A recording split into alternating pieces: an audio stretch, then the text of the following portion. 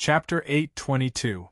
After the absolute evil clones in the South District were defeated by the Dragon Horn Griffin Lion, the Harvest Festival couldn't continue. Although Wuming did not know how many absolute evil clones attacked the South District, the number should be about the same as the absolute evil clones that attacked the East District.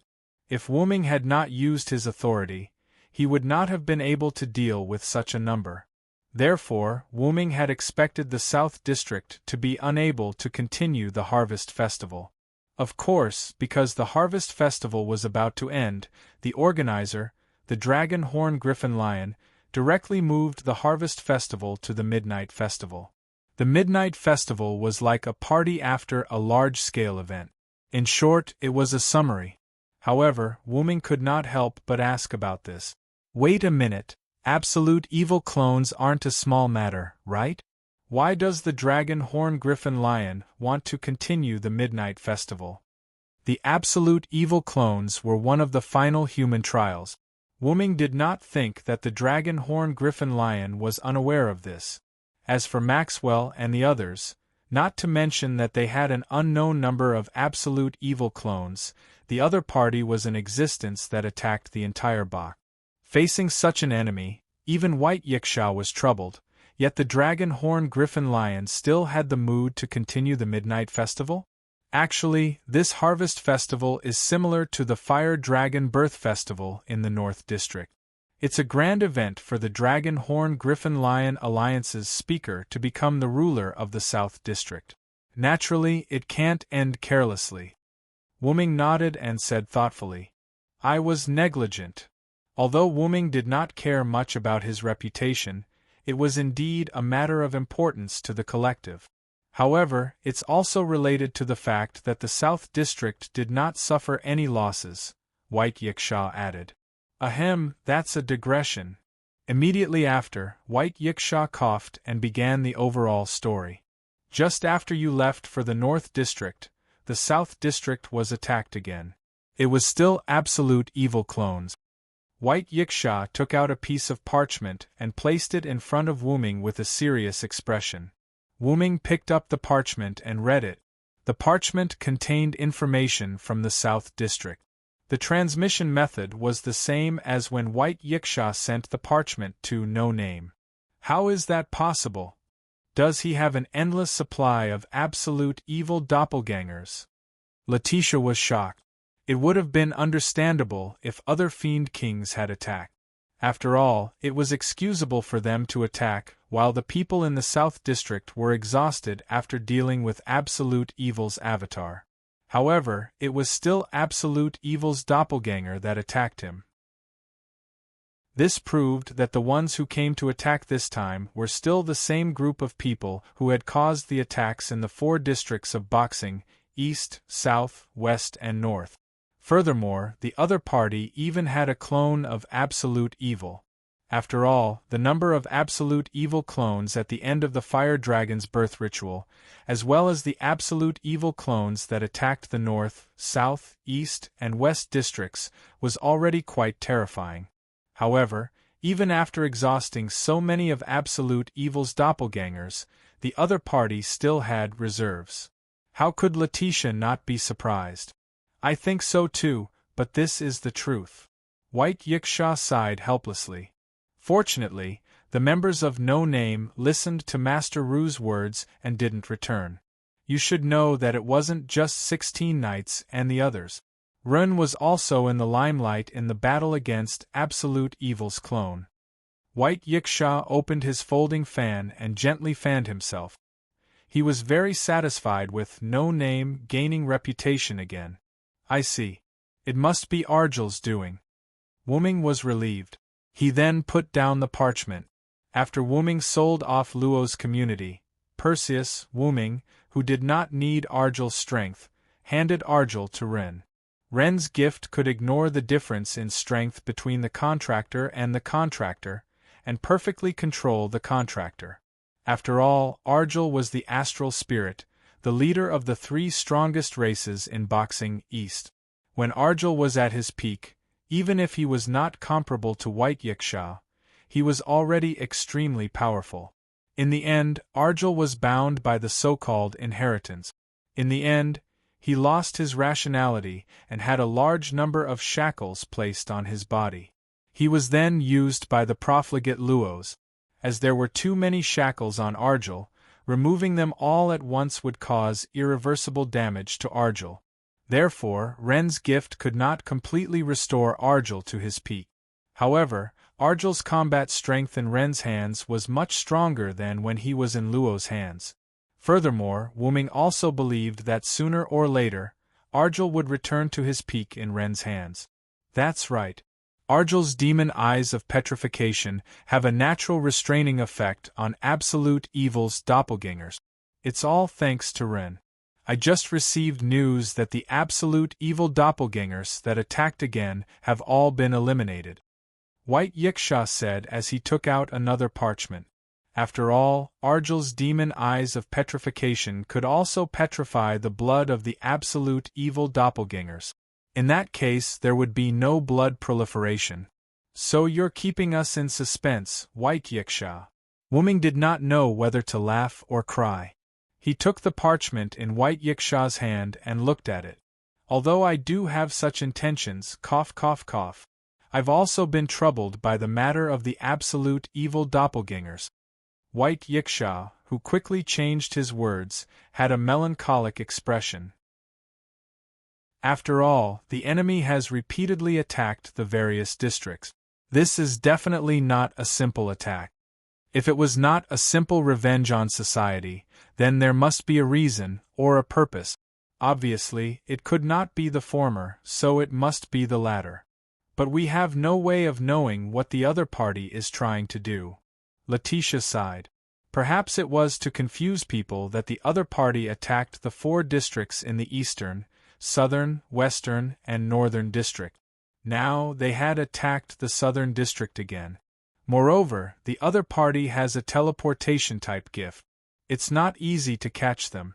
We haven't caught the other party's tail, so we have no idea where to start. Wuming crossed his arms helplessly. If he had known this would happen, Wuming would not have let Maxwell save the man and beast that he had captured. However, Wuming looked at Vera, who was kneeling beside him and tugging at his sleeve. At the moment, he could only rely on Vera. Through Vera, he could find Maxwell and use her to contact him. In the end, Wuming looked at White Yiksha. Since the southern district has been attacked again, you should pay more attention to the eastern district. After all, since the other party could attack the southern district again, it was possible that they could attack the eastern district again. Of course, it was the same for the northern and western districts. Don't worry, leave it to me. However, where are you going? Since Wuming said that, it must be because he was not going to stay in the eastern district. White Yiksha understood that. I'm going to take a look at the northern district again. Wuming stood up and prepared to leave. However, at that moment, a piece of parchment flew in from the window and landed in White Yiksha's hands. White Yiksha's expression changed when he saw the contents of the parchment. The northern district has been attacked again? Chapter 8:23. What? Letitia was alarmed. Vera didn't say a word, but her eyes revealed a hint of worry. Even if she wasn't a Stratum ruler, she still took the safety of the North District very seriously. After all, she was the leader of Willow's Wisp and a member of the North District. Wuming frowned and immediately said, "Tell me the location. Tell me the location. I'll be there immediately." Wuming really didn't expect that the North District would be attacked, just as he said that the other districts might be attacked. White Yiksha didn't say a word as he threw the parchment to Wuming. Wuming caught the parchment and took a closer look. Has Salamandra's headquarters been attacked? Wuming thought to himself. Indeed. It was now certain that Vera's encounter with Maxwell at the outer gate of 54,545 wasn't a coincidence. Instead, it had been premeditated by the other party. As for Salamandra, it was a 5-digit community and didn't have any high-end combat strength. Just Maxwell alone was enough to give Salamandra a hard time. Furthermore, Maxwell's companions might be there as well. I think the other party is quite premeditated.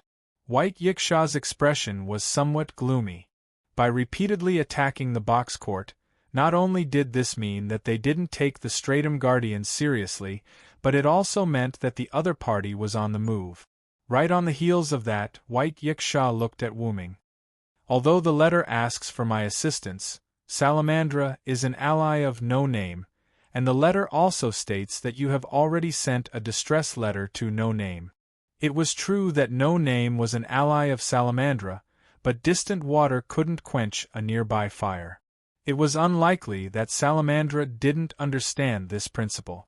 Even if Shadora knew that Wu Ming had a teleportation door, Wu Ming had never been to the outer gate of 54,545, so the teleportation door couldn't be used. From the looks of it, Salamandra was only asking for help symbolically. They mainly wanted to rely on White Yiksha. The branches of Thousand Eyes were interconnected, and the branches of Thousand Eyes were spread across the 4 districts. Therefore, White Yiksha could move to other districts through the branches. However, White Yiksha couldn't go with Wu Ming.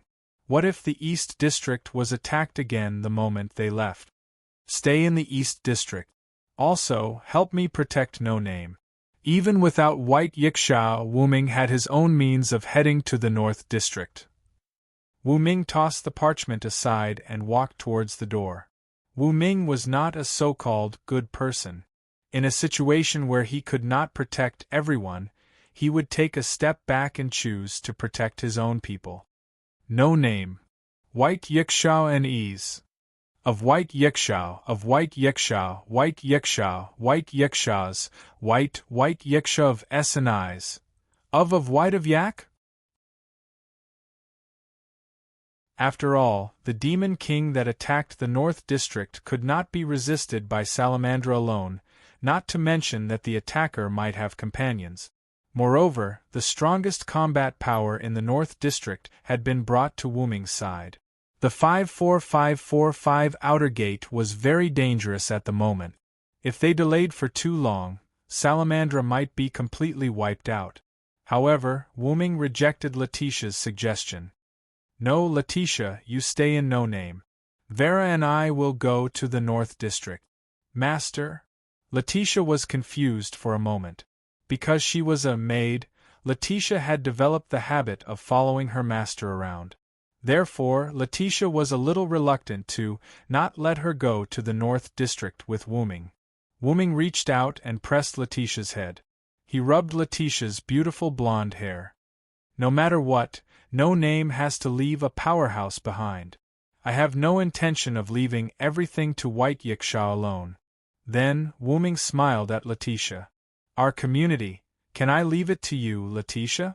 Letitia was momentarily stunned by Wu Ming's smile, but then, Letitia came back to her senses. The rejections in his heart also vanished. Yes, leave it to me, master. With a confident expression, Letitia affirmed Wu Ming's decision. Letitia spread her wings and flew up into the sky. She then flew towards the location of No Name. Finally, Wu Ming looked at Vera. Please, Vera. Chapter 824. North District, 54545 Outer Gate. A huge gate stood in the fiery red square. Due to the Demon King's attack, there was no one around the square. However, traces of panic could be seen on the ground. At that time, the unimportant items in the people's hands had all turned into trash lying on the ground, reflecting the panic of the people. In contrast to the empty Realm Gate, there was a city called Blazing Flames City not far away, which was full of chaos. At this moment, the Realm Gate, which was a film of light, fluctuated a little, which was a sign that someone was about to come out of the Realm Gate. Pop, like a bubble bursting, a man and a woman jumped out of the Realm Gate. Patter. The man hugged the girl, stood on the ground, and looked around. Is this the 54545 Outer Gate? The newcomers were naturally Wu Ming and Vera.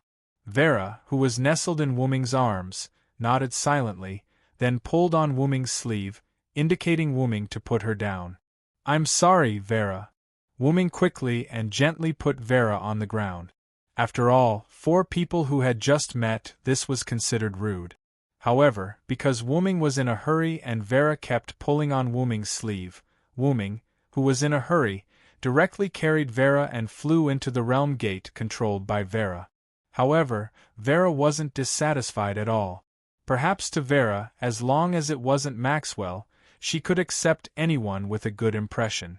After putting Vera down, Wuming looked at the huge red city, not far away, Blazing Flame City. Sure enough, it was attacked by the Demon King. With Wuming's eyesight, he could see that there were barbarian-like giants holding long sticks, destroying the city. And those who were stopping and attacking these giants were vipers flying in the sky, as well as the half-dragons on their backs. Without a doubt, those were the viper cavalrymen that Salamandra was proud of. However, in the face of these giants, the viper dragon cavalry that they were so proud of played a role. Perhaps Wuming could not see the members of Salamandra who were blocking the giants on the ground of Blazing Flame Capital. "Quick, Vera, let's hurry over," Wuming said and was about to leave. However, she pulled Wuming's sleeve. Wuming turned his head and saw Vera's adorable and charming face. However, her face was filled with disgust. "Vera!" Wuming was confused. However, in the next moment, Wuming, who had understood something, instantly spread out his mental strength. "Who is it?" Wuming frowned and looked ahead. The voice that was infused with magic spread out in all directions in a visible sound wave. Not far away, some figures suddenly appeared outside the nearest city gate of Brilliant Flame Capital. Among them was Maxwell, who looked quite gentlemanly but was quite perverted. Vera frowned because she noticed Maxwell's presence. Vera, who saw Maxwell, was even more disgusted and began to hide behind Wuming. If Wuming was not mistaken, Maxwell shamelessly showed an extremely gentlemanly smile to himself, or to Vera who was behind him. However, that smile disgusted Wuming no matter how he looked at it. Immediately afterward, Maxwell waved his hand, and Maxwell and the few people around him disappeared in an instant. Maxwell and the others who disappeared did not escape because their ambush was discovered. Instead, they appeared in front of Wuming and Vera. "Ah, my bride, I finally see you again." Maxwell, pretending to be affectionate, stretched out his hand to Vera and smiled rather disgustingly.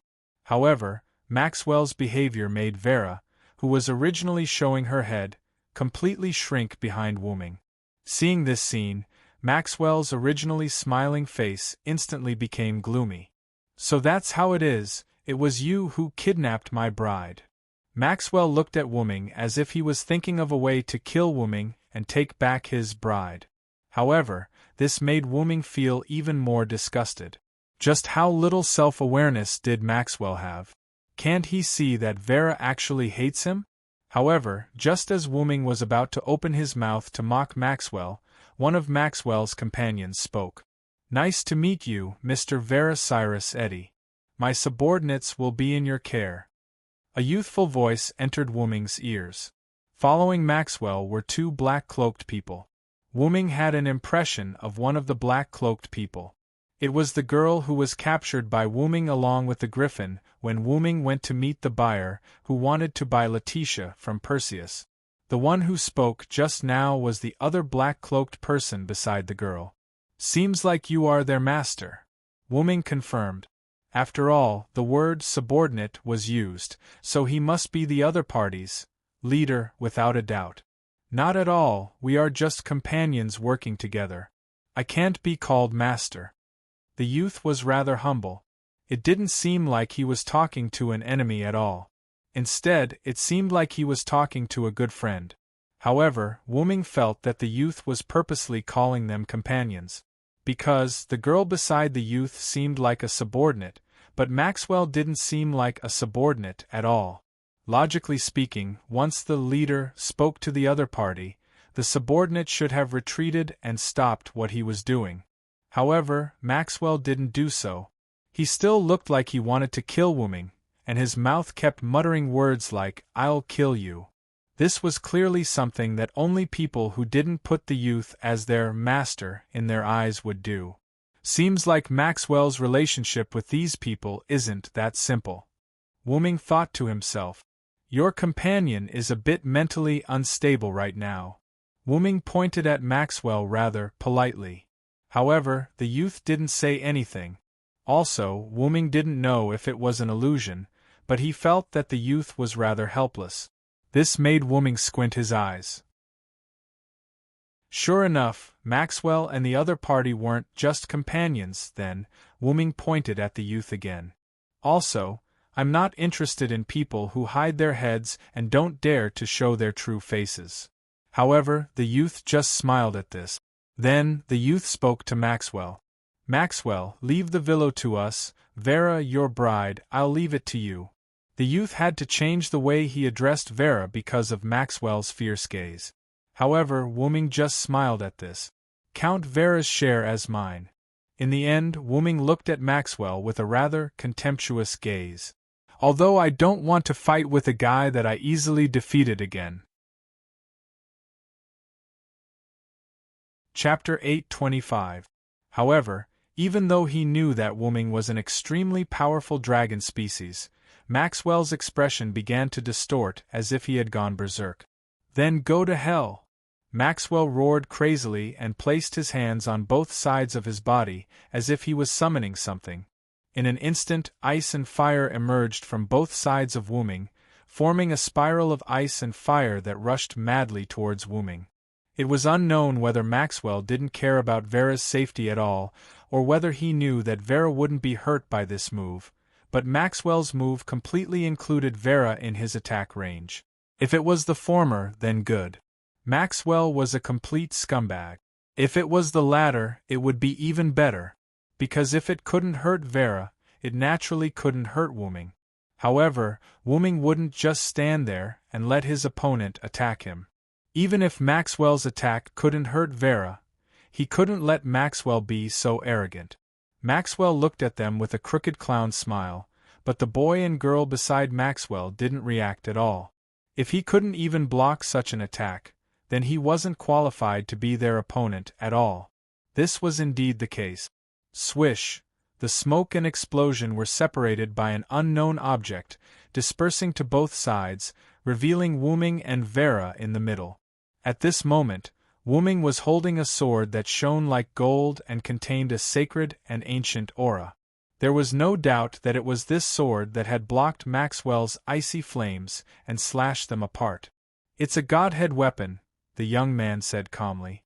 According to the information gathered, the most important thing to pay attention to was that the other party's spirit of incantation had been bestowed with a powerful ability. This ability was extremely powerful, and it had once instantly destroyed Maxwell. He had never heard of the other party using a godhead armament. However, the girl standing beside the boy didn't find it strange. It's not strange for him to have one or two godhead equipment, Your Highness. The girl still remembered clearly how Wu-Ming had played her in the palm of his hand. She also remembered how Wu-Ming had beaten up Maxwell. She was not surprised that such an expert would have a god deity equipment. You're right. I was careless, Ling, the young man called His Highness smiled. Vera, leave for a while. Wu-Ming patted Vera's little head, and then opened the teleportation portal, indicating for Vera to enter. You're not allowed to touch her. With a teleport, the gloomy Maxwell instantly appeared in front of Wu-Ming. However, Xing, Wu-Ming slashed at Maxwell who was in front of him. What? Maxwell, who couldn't react in time, was instantly split into two. The auras of the girl named Her Highness and the girl named Ling also became serious. Godhead armaments were also divided into grades. They didn't pay much attention to the godhead equipment in Wu-Ming's hand that they had never seen before. It was the same for Maxwell, but who would have thought that Maxwell would be cut into two pieces like a hot knife cutting through butter? Maxwell, who was split into two, turned into blue particles and dissipated. However, a few seconds later, a new Maxwell appeared beside Her Highness and Ling. Damn it. Maxwell gritted his teeth, and his face began to twist. One had to know that Maxwell was a 4-digit demon lord. If it was an ordinary Godhead equipment, it definitely wouldn't be able to break through Maxwell's defense. That's not an ordinary Godhead equipment, Her Highness judged. Although Godhead equipment was a general term, there were also differences in strength. In the understanding of the Xinhua world, they were treasures, and treasures were also divided into grades. For example, the leader of Perseus, Luos, had the scythe helmet and boots that were passed down by Perseus. These were all Godhead equipment, just that their grades were relatively low. No, it couldn't be said like that. It should be said that compared to Gungnir, the main god's Godhead equipment, their power wasn't strong. As for high-level Godhead weapons, the Gungnir that was mentioned earlier was one of them, and Silent Cry had a typical example, such as the Black Rabbit's Vajra replica. Although Black Rabbit's Vajra replica was a replica of the genuine Vajra scepter possessed by Sakra and its power couldn't be compared, because it was bestowed by Sakra, the replica's power was also quite strong. And Wuming's Blade of Salvation wasn't weaker than Gungnir and Vajra replica. It even had a higher grade weapon that surpassed these Godhead equipment. Why? Because the Blade of Salvation wasn't just a weapon. Its true ability was to store other Godhead equipment. Just when Maxwell, His Highness, and Bell were surprised, Wuming looked at Vera again. Vera, listen to me, leave here first, I'll pick you up later. Wuming said to Vera gently as if he was talking to a child. Villo, are you okay? Vera rarely spoke. Vera knew how difficult it was to deal with Maxwell. Plus, he had 2 companions, so Vera was inevitably worried that Wuming wouldn't be able to defeat him. However, Wuming couldn't help but laugh. Who do you think I am, Vera? They can't hurt me. Vera nodded silently and hurriedly walked in, as if she didn't want to stay in the same place as Maxwell. No! My bride! Maxwell watched Vera walk into the portal with a heart-wrenching expression. If he didn't know, he would have thought that Vera was led astray by Wuming.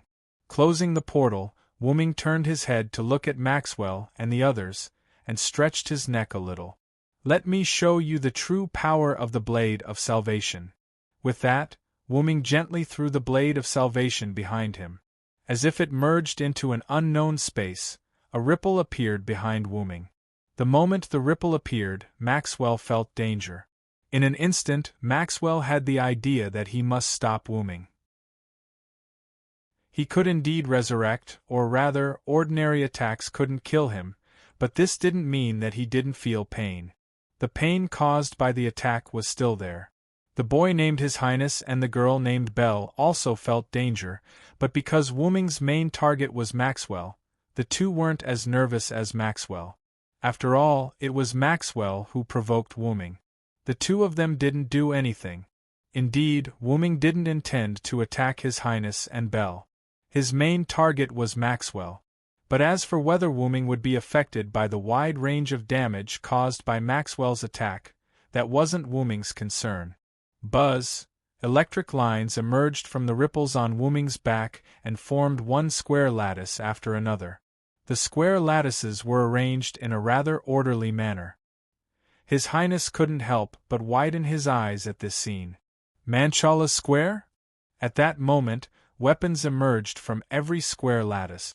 There were swords, single-edged sabers, broadswords, spears, stone pestles, spears, halberds, and other weapons. Not only that, but all of them were aimed at Maxwell's position. These weapons carried an ancient, mysterious, and powerful aura.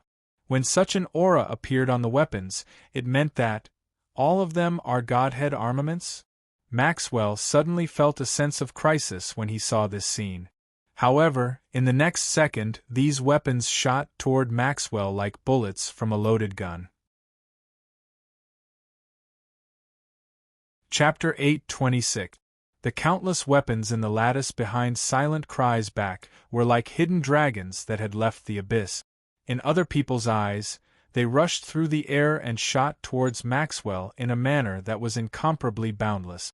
One after another, the weapons from the gods completely covered Maxwell's position.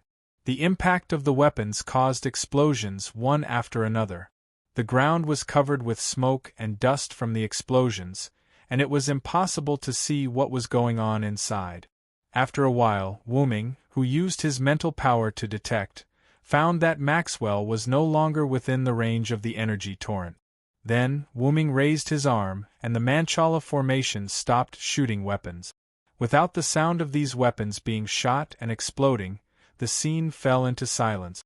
Not far away, Ling supported Her Highness as she watched this brutal scene with a face full of fear. Although Wuming's weapons were aimed at Maxwell, they were so powerful that even Her Highness and Ling were affected. She had no choice but to use her ability to teleport Her Highness not far away. Your Highness. Ling could not help but gulp as she spoke with a trembling voice. I know, Ling. This scene is too shocking for both you and me. Hundreds of thousands of God's Park weapons with an ancient aura were fired at the same time. This was naturally very shocking for Ling. Even the gods and God King's God's Park weapons could not compare to Wuming's. However, when she thought of his true identity, Ling understood. However, Her Highness was as shocked as Ling. As someone who had guessed Wuming's true identity, she was shocked by the Manchala formation that appeared behind Wuming. I didn't expect him to have the Manchala formation. Her Highness could not help but frown. Although it was different from the Manchala formation she knew, it was indeed the Manchala formation. After all, Her Highness and the Manchala formation were of the same origin. Then, Her Highness' face hidden under the cloak smiled. As expected, it was right to meet you today, mysterious dragon. However, due to the distance, Wuming naturally couldn't hear His Highness' words, and the person Wuming was paying attention to was Maxwell. When the smoke dissipated, the exposed ground was riddled with holes. The traces of the explosion were quite obvious. Indeed, just as he had sensed with his spiritual power, Maxwell had disappeared without a trace. He didn't lose his mind because of anger. Wuming was not surprised by Maxwell's choice, or rather, it was not surprising to anyone. The Divine Blade of Salvation was a storage box that contained almost all the weapons used by the gods. Whether it was a reward for the last king for defeating the God Slayer or a reward for helping the last king defeat the God Slayer, in short, the last king had been bestowed with various weapons by the gods over the years. According to what Shuiyu said, the Divine Blade of Salvation was a treasure trove that contained almost all of the treasures, and the treasures stored within were all genuine. This meant that not only could the Sword of Salvation project these weapons, it could also be used by Wuming. Maxwell had obviously sensed that these Godhead weapons were genuine, which was why he had run away after being killed. What a joke! It was obvious that he couldn't beat the other party, so why would he want to be tortured? It was better to run away first. As for His Highness and Ling, Wuming did not attack them, so who would care about them? After Wuming finished speaking, he waved his hand, and the Manchala square behind him disappeared one by one. Finally, it turned into a shining long sword that floated behind Wuming. It was the Divine Blade of Salvation. Then, Wuming looked at His Highness and Ling, who were not far away. I thought the two of you had run away too. I didn't expect you to still be here. With a grab, Wuming grabbed the Divine Blade of Salvation and aimed it at His Highness and Ling. It seems that I can catch the key person today. Ling, on the other hand, acted as if she was facing a formidable enemy. She stood in front of His Highness and looked like she would immediately escape with His Highness if the situation was not right. However, His Highness did not panic at all. It was unknown if he was pretending to be calm or if he was really confident. Sir Villo, I'll call you that for now. His Highness spoke. However, His Highness's words left Wu Ming scratching his head. What did this respectful tone mean? Also, what did he mean by "for now"? Did he know his true identity, or was there another Villo Silenst in the box garden world? But after thinking about it, Wu Ming understood. As expected, you've seen our true form. That's right, the truth was that His Highness had seen his true form. The evidence was what Maxwell said to Wuming when he first met Wuming. Even if you're only a soul now, you're not something that an existence like me can offend. Until next time, powerful dragon species. Without a doubt, the other party knew his identity.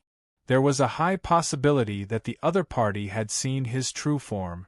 And His Highness, as Maxwell's companion on the surface and a key figure called Your Highness, it was impossible for him not to know. Hearing Wuming's words, His Highness could not help but clap his hands. As expected of you. But I've never seen your true form, I've only felt your presence. As if recalling a memory, His Highness raised a hand. Just the presence alone is unforgettable. How powerful is that? Powerful enough to free me from the control of others, enough to stop me from being a pawn. Your Highness. Ling looked at His Highness in confusion. Logically speaking, this should be their secret. Why did he reveal it so easily? Pressing on Ling's shoulder to signal Ling to calm down, His Highness then extended a hand to Wuming. Do you want to work with us? The scene fell into silence once again. Ling was stunned by His Highness' invitation to Wuming. His Highness maintained his extended hand, waiting for Wuming's answer. Wu Ming, on the other hand, didn't know what to say.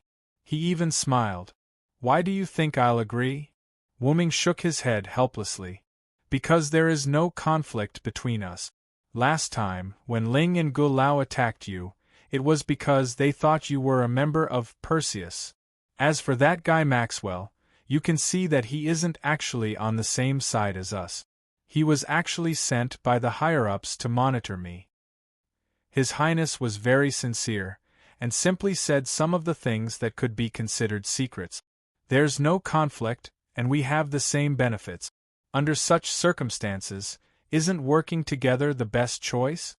Indeed, not to mention that there was no conflict, even if there was, so what? There was a saying that there were no eternal friends, only eternal benefits.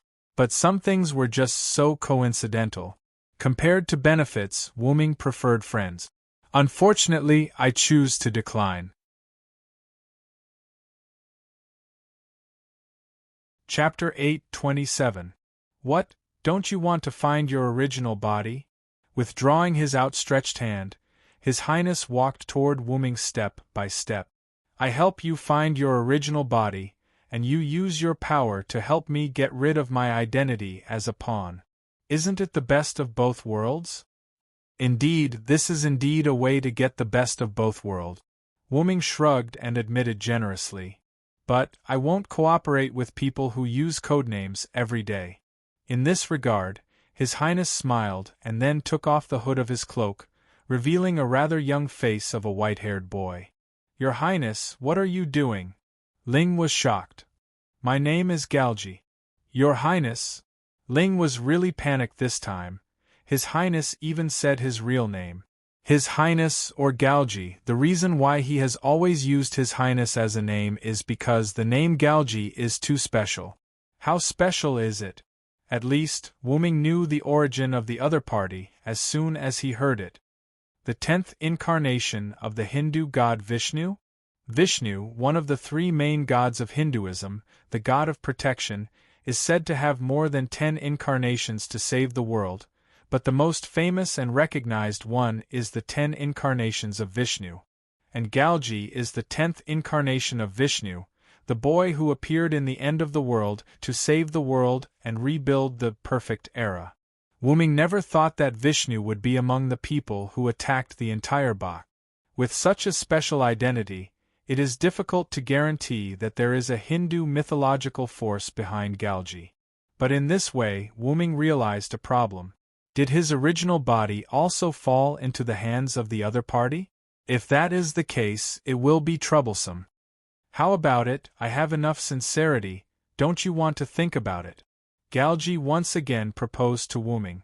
Indeed, just the exposure of the name Galji made Wuming think a lot, which is already very sincere. It's hard to imagine that as the 10th incarnation of the god of protection, Vishnu, you could actually attack Hakata. Wuming sighed. The north, south, east, west, and north districts were attacked by Absolute Evil's doppelganger. The south district's ruler, Avalon, was attacked as well as Pest's attack on the fire dragon's birth ceremony. Galgi and the others were probably behind all of this. This included the fact that Salamandra's headquarters had been attacked. However, if you are a chess piece, it makes sense. Wu Ming looked at the capital of Brilliant Flames. At this moment, the city of Raging Flames was still being attacked by the giants. As the reinforcements had yet to arrive, Salamandra seemed to be unable to hold on any longer. If Wu Ming continued to chat with Galgi, perhaps the entire Salamandra would follow in the footsteps of Avalon. Wu Ming stretched out a hand and began to chant. My contract, my kin, I am the place where the tributaries converge. Make a pact with me. Heed my call, obey my command. Appear. Wu Ming's sudden chant startled Ling. After using his ability to hastily teleport to Galgi, who had taken a few steps forward, Ling was ready to teleport Galgi away immediately. However, Galgi once again pressed on Ling's shoulder, indicating that Ling did not need to panic. Don't worry, Ling. He won't suddenly attack me. Although this was the first time he and Wu Ming met, through the information collected in the past, Galgi understood that Wu Ming was not the kind of person who would sneak up on a face-to-face conversation. Wu Ming was a powerhouse, and powerhouses did not need to do so. The truth was indeed as Galgi said. Wu Ming would indeed not suddenly attack. The reason why Wu Ming chanted the chant was actually to deal with the enemies in the capital of Brilliant Flames. After Wu Ming finished chanting, a light appeared from Wu Ming's body. The light condensed and gradually solidified, finally forming a human figure. The light gradually dissipated, revealing a person who looked exactly like Wu Ming. This startled Ling, and His Royal Highness's eyes also became serious. Because not only did the other party look exactly the same as Wu Ming, but even the aura was exactly the same as Wu Ming's. It was very likely that the other party's strength was exactly the same as Wu Ming's.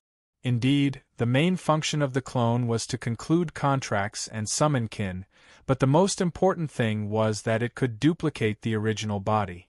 If multiple clones were duplicated, then each clone would have a fraction of the original body's strength. But if only one clone was duplicated, then the clone would have 100% of the original body's strength, which was equivalent to doubling. Of course, that was only duplicating one's own strength. For a unique weapon like the Blade of Salvation, the clone could not duplicate it. Wu Ming threw the Divine Blade of Salvation to his doppelganger. The doppelganger caught the Divine Blade of Salvation. After nodding his head, the doppelganger bent his legs and jumped up, flying towards the direction of Glorious Flame City. Then, Wu Ming looked at Galgi again. Speaking of which, we are somewhat similar. I also have a clone, and there are 12 of them. The ability just now was the effect of my 8th clone. You also have a clone? Galgi was stunned. Having the same clone as Vishnu and the Manchala phalanx, Galgi began to suspect whether Wu Ming was a dragon god in India. Although he was the 10th clone of Vishnu, he was only born less than 3 years ago, and the knowledge in his mind was only general knowledge that was instilled. It could be said that apart from having the title of Vishnu's 10th clone, he was completely unrelated to Vishnu, a newborn less than 3 years old. However, while Galgi was guessing, Wu Ming explained. That's the authority I obtained by killing gods in other worlds. The Blade of Salvation is the same. Is that so? However, Galgi's expression was somewhat unpleasant. The other party obviously wanted to use this information to offset the information he had given. To put it simply, Wu Ming still chose to refuse to cooperate. I think my sincerity is enough. Do you have to be my enemy? Everything Galgi had done all this time was to get rid of the upper echelon's control, so that he and his subordinates could get rid of the status of chess pieces. If Wu Ming found his original body, Galgi was confident that Wu Ming's power could help him achieve all this. However, Galgi did not lack Wu Ming's power. Wu Ming's power was just a shortcut, and it did not matter even if he did not have it. If Wu Ming insisted on being an enemy, then Galji would definitely not be soft-hearted. For freedom, Galji was willing to attack the entire box court, let alone a ghost without a body. However, Wu Ming scoffed at this. What, you're changing to coercion now? I still say the same thing, I refuse. There might be a chance to be gentle with Wu Ming, but if he were to be forceful with Wu Ming, there would be no chance at all. No, how can that be? This is not coercion. His Highness, who had a bad expression, suddenly smiled. If I remember correctly, no name should only be the box court knight now. Chapter 828. The Paladin Galji was referring to Letitia. What do you mean? Wu Ming raised his eyebrows. If you insist on being my enemy, then I have no choice but to strike first. Galji shrugged helplessly. Actually, other than the Western District, which is a feint, the Eastern, Southern, and Northern districts are all our targets. Galji's words shocked Wu Ming. Could it be that the Eastern District was also attacked by you? Galji revealed a natural smile. Not long after Silent Wonder left the East District, his companions went to attack the East District, or rather, they attacked No Name. And this was what Galji believed to be coercion. Boom! The sound of the ground breaking resounded. Wu Ming rushed towards Galji and unleashed a heavy punch. Boom! Galji's crossed arms blocked Wu Ming's fist, producing a muffled sound that shook the atmosphere. Your Highness! Belle was shocked. Just as she was about to use grace to go to His Highness' side, Wu Ming suddenly looked at her. Swish! Visible magical powers emanated from Wu Ming's body, instantly enveloping Ling and Galji. Galji himself wasn't affected by the suppressive version of magic, so he was immune to it, but Ling wasn't. Just like when Pest was summoned, Ling's face was pale and his body was stiff. At this moment, his mind was blank and he couldn't even use his grace. He even sat on the ground. Ring! Galji couldn't help but worry. Do you still have the time to worry about others? Wu Ming increased his strength again, and Galji's legs began to bend. As expected of a dragon, not only is his strength vaguely superior to Elder Ge's in his soul state, but even the pressure of his mana is so terrifying. Galji frowned slightly. He had to admit that he had underestimated the spirit in front of him. Wu Ming maintained his posture of punching Galji's arms. He stuck his head out slightly and looked at Galji. I came prepared this time when I returned to the Paladin. Although Wu Ming was now a servant, which was also a spirit, the summoning spell that Letitia used when they returned to the Paladin was modified by Wu Ming. As a result, all of Wu Ming's attributes were close to his original body. Wu Ming's original body had been in the origin for so long that he had been strengthened to a certain extent. It could be said that it was a piece of cake for him to receive a holy sword head-on without any damage. Even Gilgamesh's, which was the most powerful treasure artifact, could only scratch the scales of his original body. But even so, Wu Ming's origin dragon hadn't reached adulthood yet, and was only between infancy and adulthood. It was hard to imagine what kind of a being to be an adult dragon origin.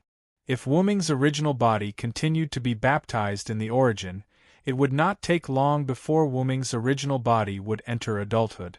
However, Wu Ming did not have the time to wait any longer because Gidea's anthropoid burn threatened Gadatsi's world.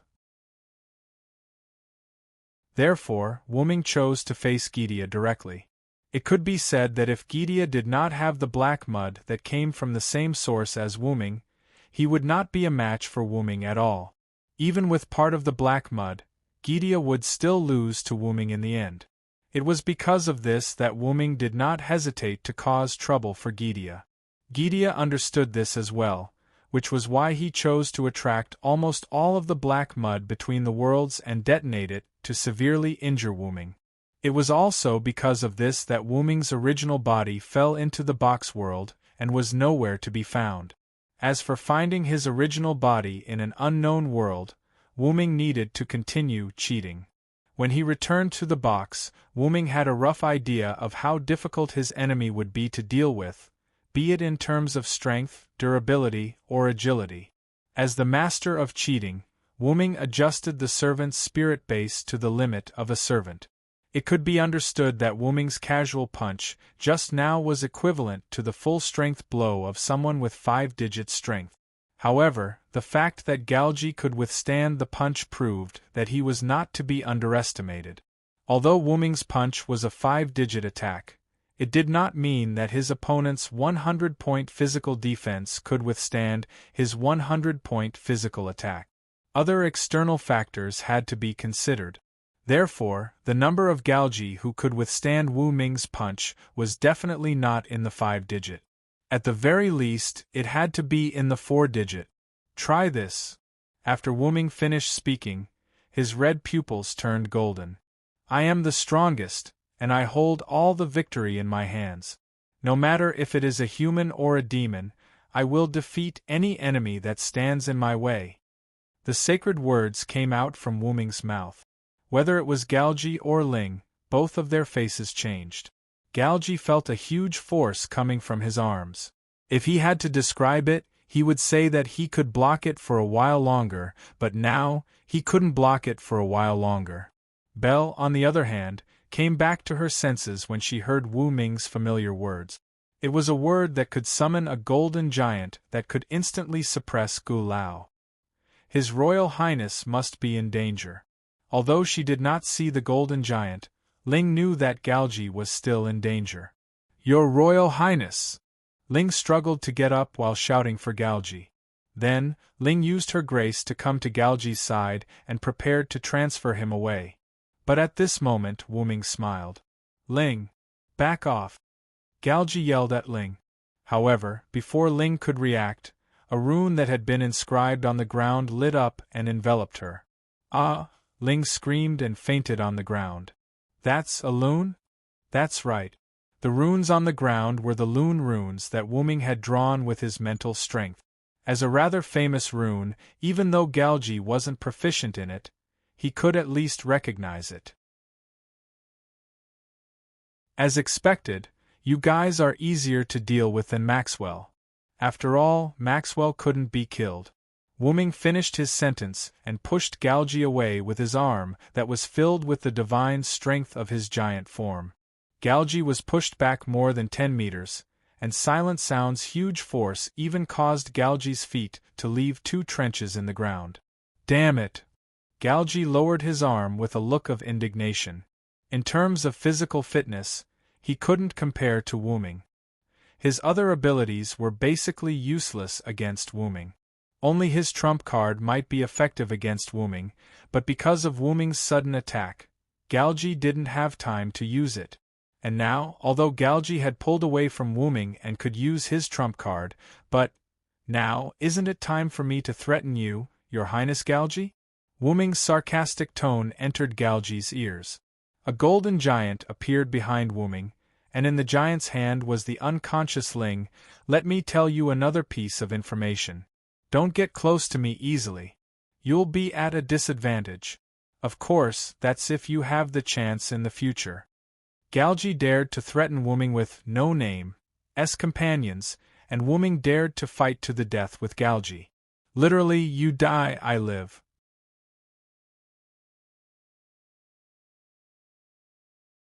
Chapter 829. Galji admitted that he guessed wrong.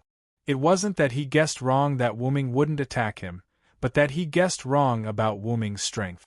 When he threatened Wu Ming with No Name, Galji was prepared to fight with Wu Ming.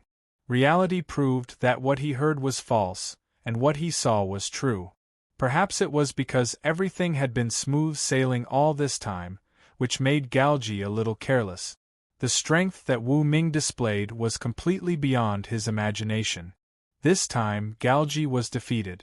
Sir Villo, how about we each take a step back? I'll let my subordinates retreat from No Name, and not touch anyone or anything in No Name, and you sound the bell and let us leave. After all, everyone had the other party's weakness in their hands, and they couldn't fight to the death. Taking a step back was the best solution at the moment. However, this best solution was based on the fact that No Name was successfully attacked by Galji's subordinate. You think too much, Your Highness Galji. Are you sure your subordinates have completed the mission you gave them? What do you mean? Galji's expression changed slightly. You can try to contact your subordinates and see how they're doing with their mission. However, Galji couldn't do the super long-distance communication from the Eastern District to the Northern District, from 7 digits to 5 digit. Perhaps only Wuming had such a method. He guessed that Galji couldn't do it, so Wuming raised his hand and snapped his fingers. Black and purple ripples appeared, and the giant behind Wuming reached its free hand into it and then stretched it out. However, when it stretched out, the originally empty golden giant hand had a dying figure in a black robe. It looked like a woman. Aurora?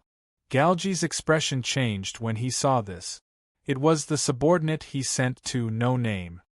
Sorry, Your Highness, we miscalculated. After Aurora finished speaking, she fainted. When Letitia signed the contract with me, although her current strength is still very vague, it shouldn't be lower than 4 digit. In fact, it's even higher than before. I'm afraid you guys don't know about this. After all, ever since Letitia became Wuming's maid, she had been with Wuming almost all the time. She had only helped a little during the fire dragon's birth ceremony. But because she didn't use her full strength, Galji and the others still believed that Letitia had lost her quintessence. Therefore, Galji only sent Aurora alone to No Name to deal with Letitia, who had lost her divinity. As a result, Aurora was taken down by Letitia, who had obtained a new power. After that, Letitia contacted Wuming through the dependent contract, letting Wuming know that the enemy had been taken down. If you let this guy bring some of Absolute Evil's doppelgangers with him, I'm afraid Letitia will have to put in more effort. She might even be able to take the opportunity to escape. The golden giant behind Wuming shook the arm that was grabbing Aurora, which was rather ironic in Galji's eyes. Galji fell silent. He only had a few subordinates, and they were considered his confidants. It was impossible for him to give them up so easily like pests. At this moment, a huge dragon flew out from the capital of Raging Flames. Your Highness! The huge dragon roared. Whoosh! The huge dragon's descent caused the airflow to flow like a storm, blowing the surroundings. Then, the emblem engraved on the huge dragon's body suddenly lit up. In an instant, the huge dragon transformed into a griffin. Wu Ming recognized the griffin at a glance.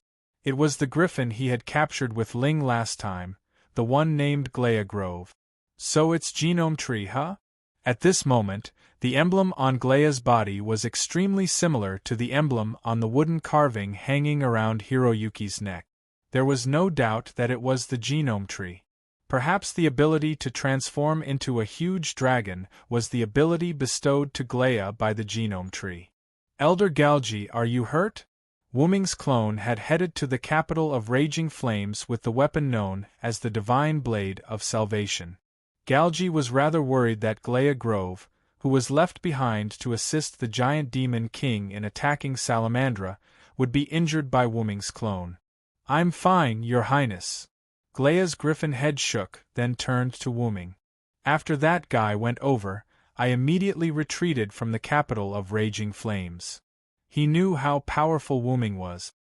His godly speed that seemed to be able to control time and his immense strength that even he couldn't compare to. Just these two abilities alone were already troublesome for Glea. Moreover, Glea was worried that since Wuming could spare time to support the capital of Raging Flames, would Galji and the others be in danger? Therefore, he left the capital of Raging Flames and flew over. It seems that it's a clone. After arriving here, he saw that Wuming was still here.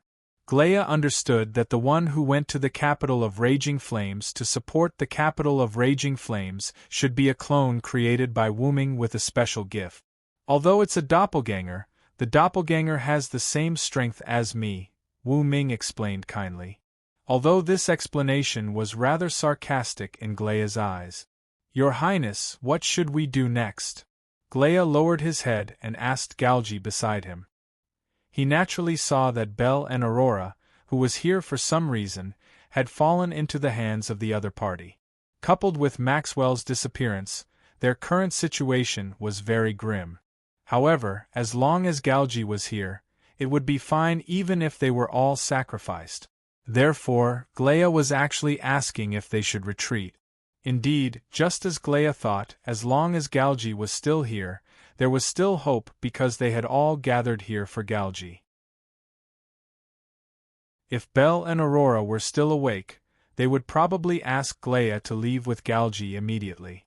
However, it was impossible for Galgi to leave just like that. If he left just like that, he wouldn't be him anymore. Moreover, it was still uncertain whether the other party would let him go or not. According to the intelligence, Wuming had the ability to increase his speed to the point that it was as if he had pause time. Glea alone couldn't take Galgi away. It would be fine if Maxwell was still here, but it was obvious that he couldn't rely on that guy now. "How about I use that to give it a shot?" Galgi's eyes flickered. Just as Galgi was in a dilemma, Wuming made a suggestion. "I say, Galgi, do you want to make a deal with me?" "Deal?" Galgi frowned. "Of course, there are no eternal enemies, only eternal benefit. Didn't you mean that before?" The golden giant behind Wuming stretched out his arms and showed the unconscious Belle and Aurora to Galgi. "If it's you, you should have a lot of good things, especially the good things from No Name. For example, the flag of No Name."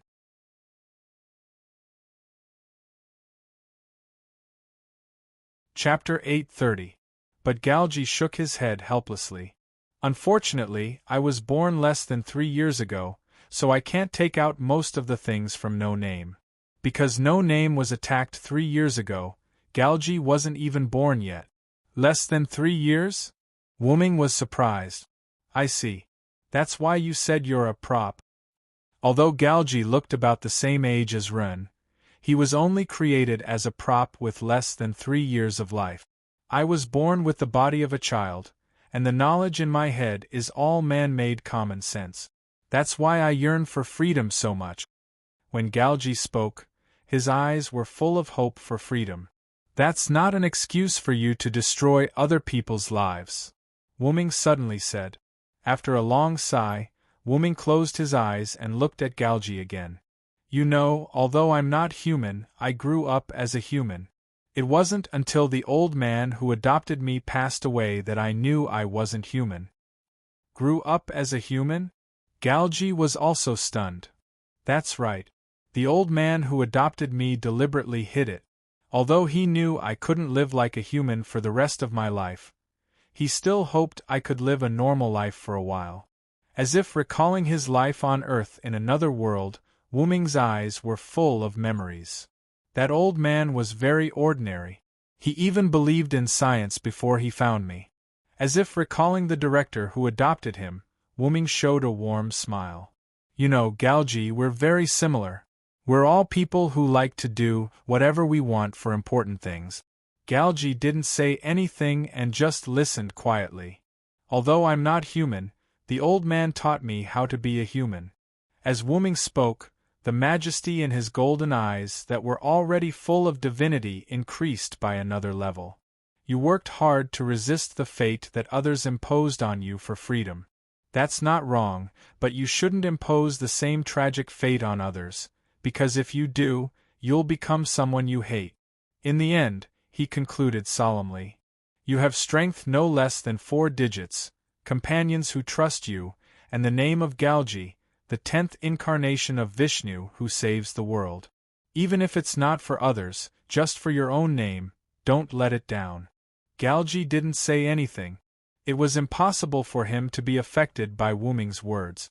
Although it wasn't as long as Shiro Amakusa's 60 years of waiting, Galgi had still worked hard for 3 years. How could he be so easily swayed by a few words? However, it was impossible to say that it had no effect at all.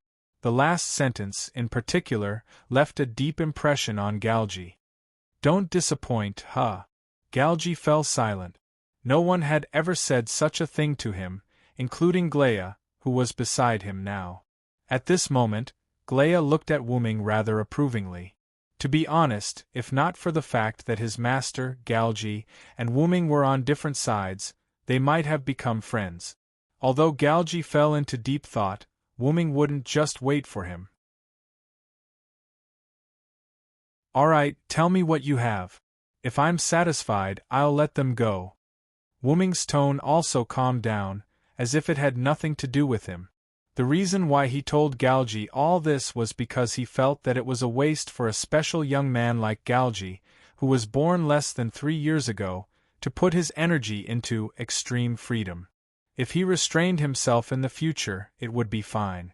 Everyone would mind their own business and go their own ways. After all, the two of them had just met. It wouldn't be an exaggeration to say that they were strangers. Wuming didn't want to ask what Galgi would choose. However, no matter what, he had to tear off 2 pieces of meat from him before letting him go. At the very least, he had to teach him a lesson and let Galgi know that No Name wasn't so easy to touch. Although most of the things in No Name aren't with me, I still have a few. Galgi reacted. Right now, it was better to complete this deal and leave as soon as possible. Then, Galgi said something that surprised Wuming and made him happy. Your community, the former flag of No Name. Blazing Flame City, Salamandra's headquarters. The surroundings were a mess. A large number of houses had collapsed, and there were a large number of giant corpses in the ruins. There were still many places in the entire Blazing Flame City that were still burning. A group of Salamandra members were busy putting out the fire, cleaning up, and looking for survivors. In the office of the leader of Salamandra, Shadora Telderek, who had finished signing the temporary documents at hand, sighed tiredly. It's finally done. She put the documents aside for the time being and leaned back on the chair. Knock knock. At this time, there was a knock on the door. Hearing the knock on the door, Shadora immediately sat up straight, showing a very dignified look. Please come in. Pushing the door open was Shadora's brother, Mandela Telderek. What, so it's brother? Shadora breathed a sigh of relief again. Shadora, you can't slack off. Mandela walked to the desk and put a new batch of documents on the table. More documents?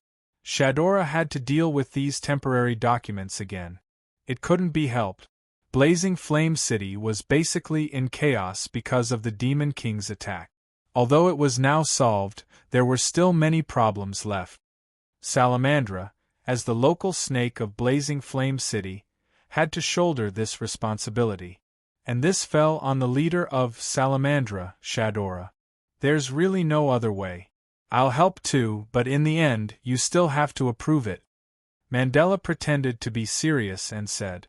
After all, Shadora was the leader of Salamandra, not Mandela. Yes, you've helped a lot, brother. Although Mandela looked very arrogant, Shadora still knew her brother. Mandela was the type of person who had a sharp tongue but a soft heart. Beside Shadora's desk, Mandela took some documents and sat down at the small table for visitors. Shadora approved the documents while chatting with Mandela. It's all thanks to Sir Villo's timely arrival that the casualties were reduced. Shadora couldn't do anything to the Demon King for a while. It was Wuming's clone who came and defeated the Demon King with the Divine Blade of Salvation. As soon as the Demon King was defeated, the other giants also panicked and were all killed by Salamandra. Mandela didn't have much of a good impression of Wuming, so he just softly agreed. However, he had to admit that this time it was really thanks to Wuming's powerful support.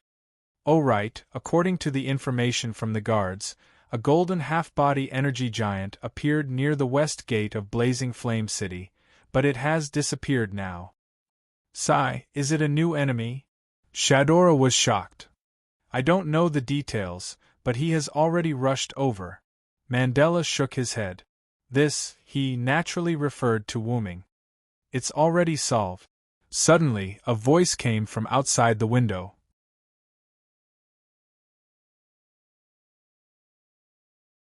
Chapter 831. As soon as he said that, Wooming jumped in through the window. Sir Villo. Shadora was shocked. Please use the front door in the future, Mandela said sternly, but Wooming didn't listen at all. The one who came to support you was my clone. The real me encountered an enemy outside the city. Wooming sat down next to Mandela and began to explain. So that means that golden giant was a gift from Sir Villo? That's amazing! Shadora's small eyes blinked. After all, this kind of summoning ability from a giant was very rare. However, Mandela didn't care about this. What he cared about was that the one who came to support was a clone. Even a clone was this strong. By the way, Sir Villo, did you destroy the enemy? Shadora asked with concern. Wooming shook his head. They had the gift of teleportation, so they ran away. Of course, this was a lie. Even if he was an ally of Salamandra, Wooming wouldn't tell them that he let Galgi and the others go after the deal. First of all, with Mandela's personality, he would definitely criticize Wooming's behavior again. Although Wooming didn't care about Mandela's words, it would save him some trouble. Secondly, in a sense, he was cooperating with Galgi and the others. If this spread out, it would have a slight impact on No Name. Is that so? Indeed, if it was the gift of teleportation, then it would be troublesome. Shadora nodded as if she understood. Although Shadora was a little disappointed that she didn't catch them. After all, even if those people weren't the mastermind behind the attack on Flame Capital, they definitely had something to do with this attack. As the leader of Salamandra, Shadora loved her people like her own children from the bottom of her heart.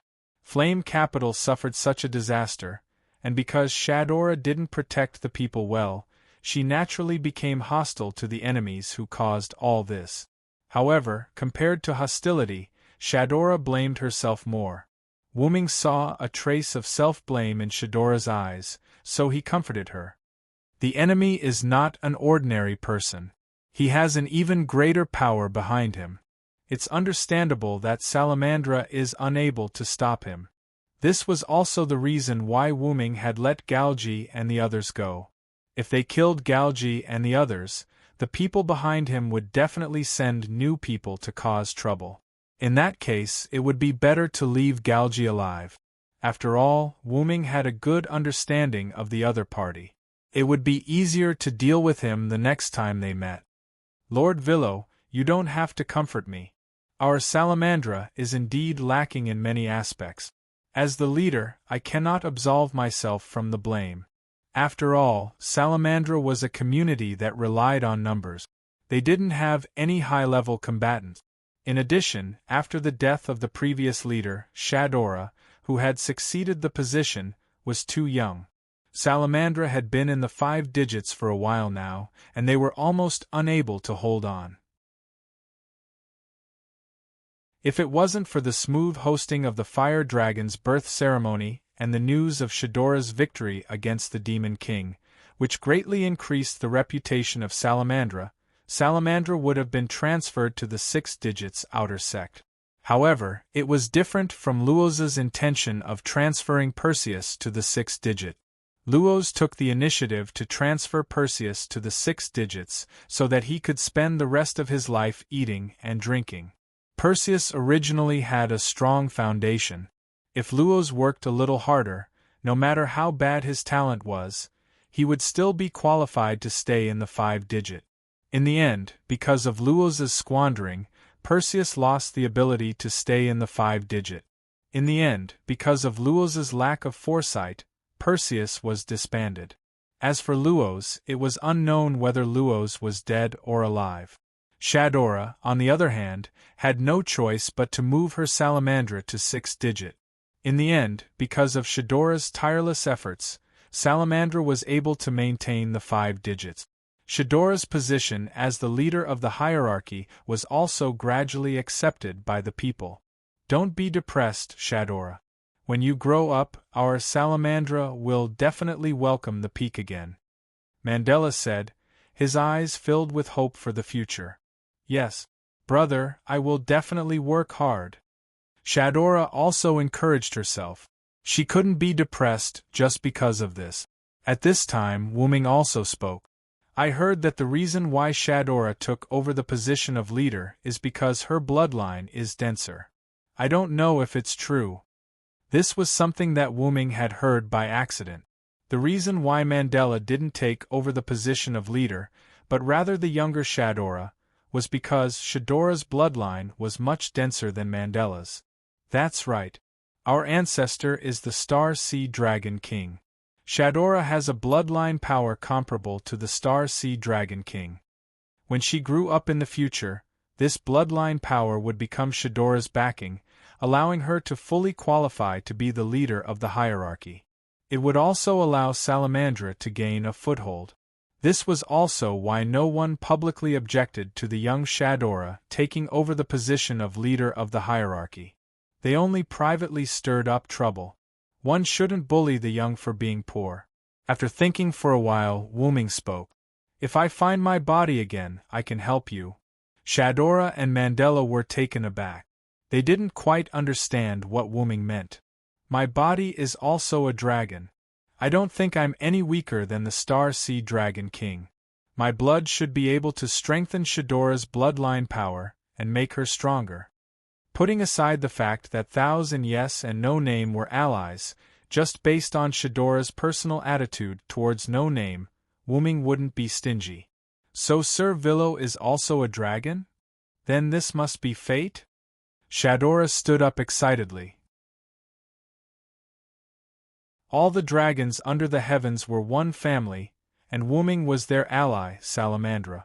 In addition, Shadora had always had a good impression of Wuming, and now it could be said that they were even closer than before.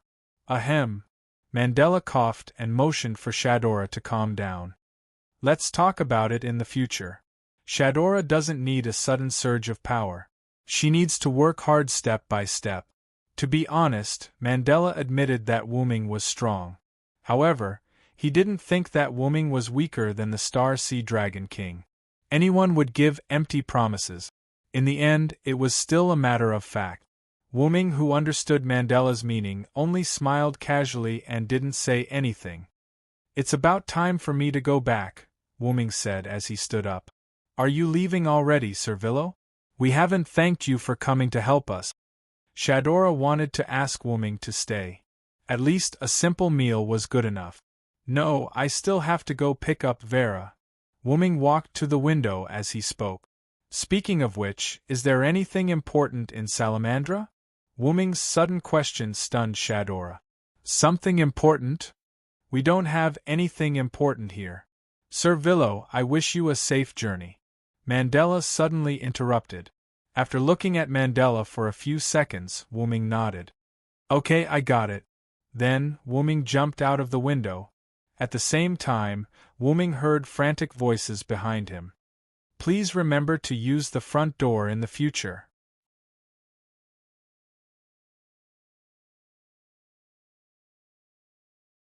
Chapter 832. Between the 399-9999 outer gate and the 4000000 outer gate, where the fire dragon's birth ceremony was held and where Absolute Evil's clone had attacked not long ago. On the clock tower that Wuming had repaired in the past, Vera sat alone on the edge of the clock tower, looking at the town that had yet to be repaired due to the attack of Absolute Evil's clone. As the wind blew, Vera's huge but harmonious twin ponytails swayed gently. Vera, who was already unusually beautiful, was even more moving in the silence at this moment. If Maxwell were here, he would probably go crazy with excitement. However, even if it were someone else, if they saw this scene now, they would also be stunned by Vera. For example, Wuming, who came to pick up Vera now. As soon as Wuming walked out of the teleportation gate, he saw such a picturesque scene. Looking at this scene, coupled with the cool breeze on the clock tower, Wuming's last trace of dissatisfaction for not being able to catch Maxwell disappeared. Why was it the last trace? Because most of his dissatisfaction disappeared because of the deal with Galgi. Seeing Wu Ming's arrival, Vera, who was sitting on the edge of the clock tower, immediately got up and jogged to Wu Ming's side, grabbing his sleeve again. "Are you hurt?" The fairy-like voice once again entered Wu Ming's ears, bringing great pleasure to Wu Ming's mind. "Of course I'm not hurt. The only person who can hurt me is probably myself." Wu Ming hadn't been hurt for a long time, except for the time when he fought with Gidia. Only the black mud of the same origin could cause serious damage to Wu Ming. The other damage to Wu Ming was negligible. Vera nodded and continued to ask, "Is it done?" Without a doubt, Vera was asking about Maxwell. "He ran away. I don't know about that guy's resurrection ability, so I can't kill him now." Wu Ming shook his head. Vera was surprised. After all, every time she met Maxwell, she could only run because no matter how she attacked and killed Maxwell, that guy just wouldn't leave. He had an "I'm not afraid of you" look on his face. And Wu Ming was able to chase Maxwell away, which made Vera look at him in a new light. However, Maxwell was only so obsessed with Vera. When you love a person, no matter what she did, you would think it was her love for you. For example, Vera kept killing Maxwell, and in Maxwell's eyes, it was Vera's love for him. One had to admit that Maxwell was a freak. However, Maxwell wasn't a masochist in the face of Silent Cry's constant attacks. Since he couldn't beat him, he would just leave. Reality was that reality. However, immediately after that, Vera felt a little uneasy to kill Maxwell. As if she could see that Maxwell would continue to tail her in the future, Vera's grip on Wu Ming's sleeve tightened. "It's okay, Vera. Next time, I will take care of him." Wu Ming's eyes flickered. She didn't know if he thought of a solution. Vera was puzzled. Why did Wu Ming say, "Can't kill him," and then say, "I will take care of him"? Although they had only known each other for a short time, Vera had a good impression of Wu Ming. He wasn't an arrogant person. Wu Ming patted Vera, who tilted her head in confusion and kept her in suspense. "You don't have to kill Maxwell to take care of him. Trust me, don't think about Maxwell for now." Vera nodded. Just like Wu Ming said, she just needed to trust him. Next, there was the problem of Vera's whereabouts. "I'm going back to No Name. Do you want me to send you back to the outer door of Willow's Wisp?" Wu Ming asked. But Vera shook her head. Wu Ming was stunned for a moment before he reacted. "I'm the one who thinks too highly of myself." Vera could control the realm door. When he went to the outer door of 54545, it was Vera who took him there. Therefore, it was easy for Vera to go home by herself. And Wu Ming had never been to the outer door of Willow's Wisp, so he couldn't send her back. "Then you can go back by yourself. I'll go first." Wu Ming opened the teleportation door and was about to walk in. He had to hurry back to No Name and give Laetitia and the others a surprise. But Wu Ming realized that Vera, who was pulling on his sleeve, didn't have any intention of letting go. "Let's go together," Vera said calmly. They were both ghosts and had the same teleportation door ability. Moreover, Wu Ming was willing to help her deal with Maxwell. Vera liked this kindred spirit very much. Therefore, Vera felt that following Wu Ming would be better. Anyway, she was wandering around the North District by herself. If she didn't follow Wu Ming, would she have to wander around by herself and be followed by Maxwell again? But this made Wu Ming helpless. "You are the leader of Willow's Wisp. Is it okay for you to wander outside for a long time?" If Rin wandered outside for a long time, not to mention the other members of No Name, even Rin himself wouldn't forgive himself. No, it shouldn't be said like that. It should be said that Rin wouldn't do such a thing. However, it was Vera who nodded her head. After all, her Willow's Wisp was a big business, and the people of Willow's Wisp were used to Vera slacking off daily. Thus, Vera expressed that there was no problem. In any case, Wu Ming once again understood why Vera wasn't the leader of the hierarchy. "Then, let's go back together." Following Vera's nod, the two entered the teleportation door. 210-5380 Outer Gate, No Name's headquarters. In the room that belonged to Wu Ming, a dark purple ripple appeared. Wu-ming and Vera walked out. "You're back." Wu-ming let out a long breath. This trip to the North District was really tiring. But, in the end, it was still a fruitful trip. "Is this considered a Villow's home?" Vera suddenly asked. This question made Wu-ming fall into deep thought. Logically speaking, the Great Root should be Wu-ming's home. However, although the Great Root was the home that Wu-ming had always been pursuing, Wu-ming didn't really want to stay there forever. It was fine if Wu-ming didn't cherish it after he got it. In any case, Wu-ming liked to interact with people.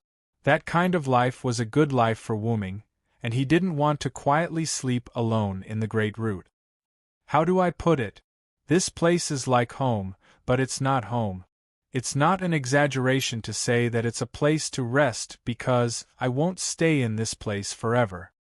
Wu-ming replied. Although Wu-ming didn't like to stay in the Great Root, but Wu-ming only had one home, and that was the Great Root. But the definition of home is different for everyone. In my opinion, it's not a place where people gather that is called home, but a place where there are people who are worthy of being entrusted with. That place can be called home, and the current No Name, to me, is such an existence. Although Wu-ming didn't join No Name for long, and he left not long after, feelings were hard to define. Wu-ming, 16th Night, Black Rabbit, and the others got along very well, and they were very much to his taste. Moreover, they were sincere to Wu-ming, so there was no reason for Wu-ming not to treat them with sincerity. And because of this, the home of No Name was formed. And this conflicted with the former, which was why Wu-ming said that it was like home, but it wasn't. In short, whether it's a home or not, just enjoy the life in front of you. If you think too much, it'll be very hard. Vera nodded thoughtfully. Let's go, Vera. Let's go out. I've prepared a surprise for my companions, Wu-ming said as he pulled Vera towards the door. I wonder if 16th Night and the others are back. With that in mind, Wu-ming pushed open the door.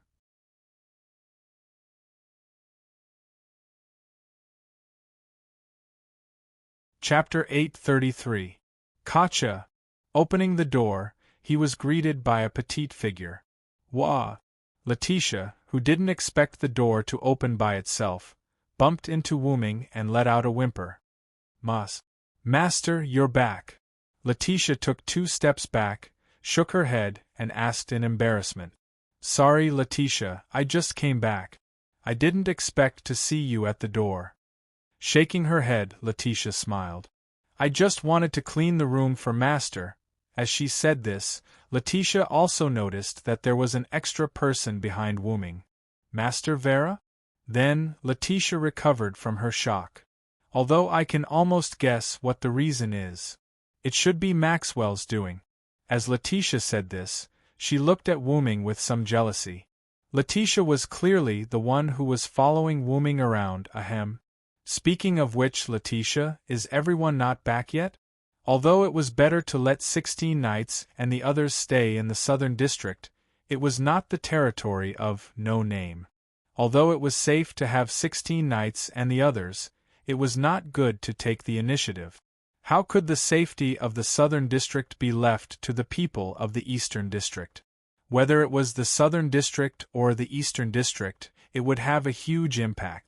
Wu-ming didn't think that the smart guy 16 Nights wouldn't have thought of this, but Letitia shook her head. Not yet, but I think they should be on their way. Letitia was also a very smart person. What Wu-ming and 16 Nights understood, Letitia naturally understood as well. If that's the case, I'll wait for everyone to come back before I take out the surprise I prepared. Wu-ming smiled mysteriously, took Vera around Letitia, and left the room. Surprise? Letitia tilted her head, puzzled. In the end, Letitia shrugged and walked into Wu-ming's room. After all, cleaning had to be done. In the corridor, Wu-ming dragged Vera, who didn't know what was going on, and strolled along. Although I want to show you around No Name, I'm going to find White Yiksha. Are you going to follow me or stay in No Name to rest, Vera? Wu-ming said to Vera without looking back. Vera didn't say anything. She could do whatever she wanted. Vera, it's better for you to stay in no name. I'm only going to White Yiksha to give him some information. I'll be back soon, and it's very safe here. Maxwell won't come. There's no need for him to keep following me. Vera nodded and replied softly, However, he had to find someone to keep an eye on Vera. He couldn't let Vera stay in a room alone and wait for Wooming to come back. Should I go back and look for Letitia, however? Just as Wooming was thinking, Lily suddenly walked out from the corner in front of him. Sir Villo, are you back? Then, Lily noticed Vera, who was pulling on Wooming's sleeve and hiding behind Wooming. What a cute child. Sir Villo, who is she? Lily looked at Vera curiously. She seemed to be very interested in Vera. Because she had never seen Vera before, and Lily wasn't familiar with the leader of Willow's North District, Vera Ja Ignifost, Lily didn't think that the charming and cute little girl behind Wooming was such a big shot. Instead, Wooming's eyes lit up and he nodded. This is Vera. I met her in the North District. Vera, what a cute name. Lily jogged to Vera's side and held her hand. I'm Lily. I can call you Vera. Vera tilted her head and looked at the little fox girl Lily. She didn't say anything, but her eyes kept wandering between Lily and her chest. This made Lily's expression gradually freeze. From the looks of it, Vera and Lily were about the same age. It was just that her chest developed a little too quickly. Because Vera was behind Wooming, Lily didn't notice it at first. Lily smiled a little awkwardly and kept numbing herself in her heart. It's just that I developed slowly. I'm going to White Yiksha's place. Can I ask Lily for a favor? Lily was taken aback, but then she nodded. Of course, Lily just happened to have some free time. What is it? Wooming smiled and pointed at Vera.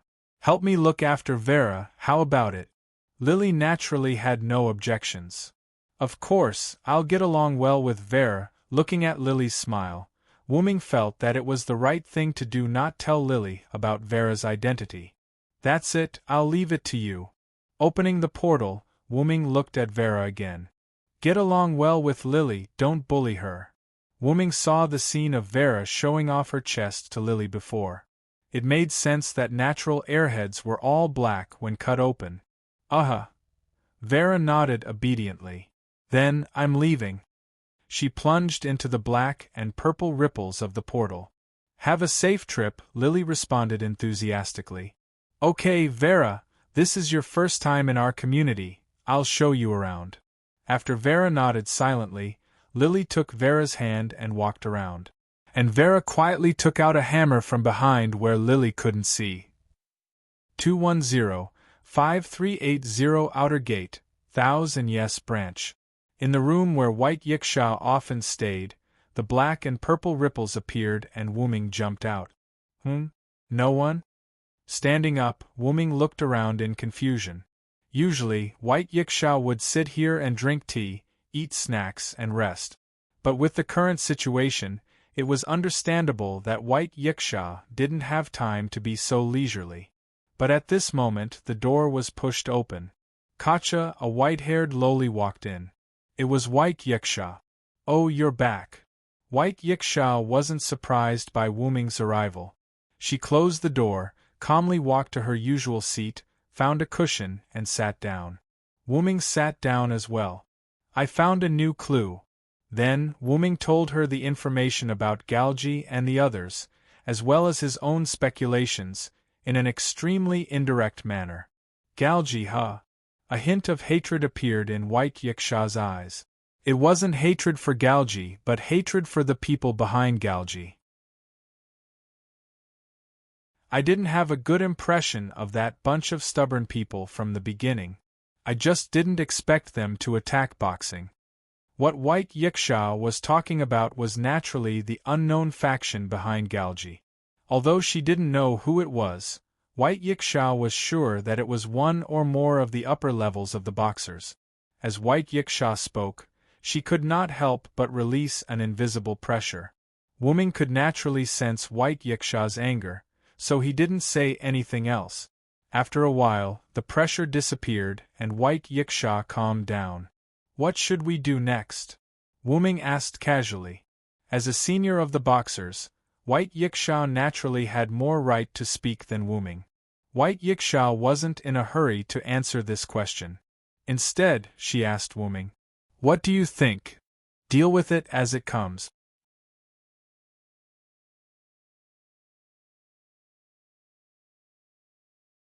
Chapter 834. Wu Ming said without hesitation. The enemy's true goal was completely unknown. Although Wu Ming wanted Galji to reveal some information during the deal, Galji expressed that it might disrupt his plan to pursue freedom, so he rejected it.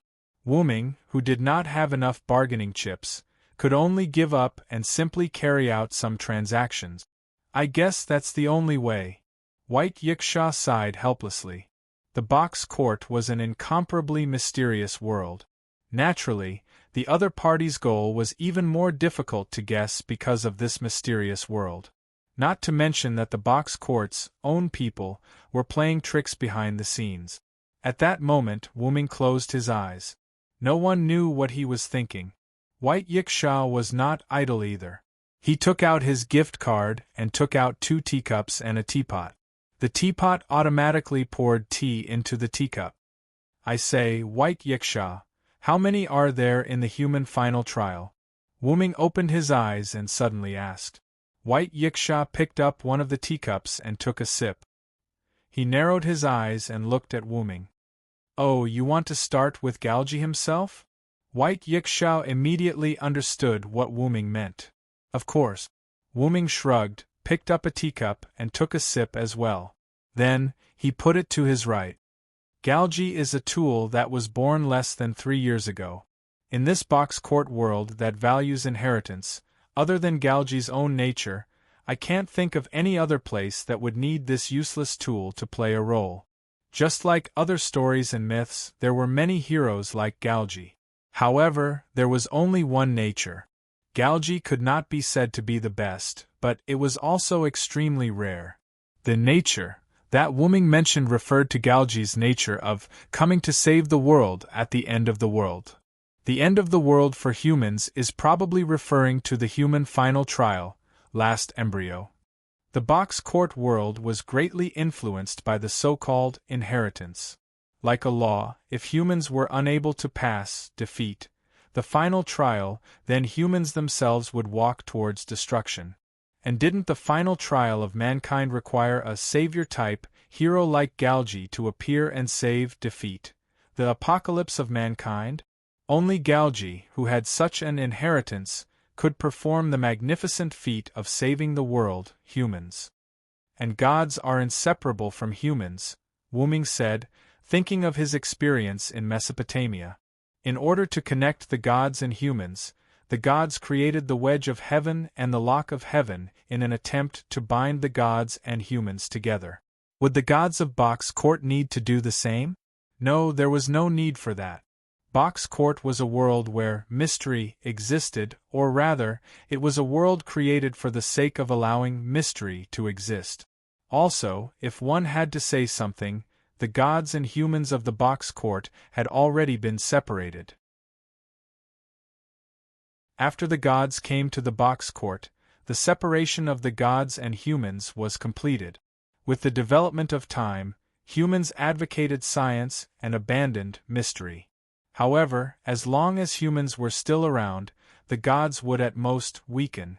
In any case, they would not completely disappear.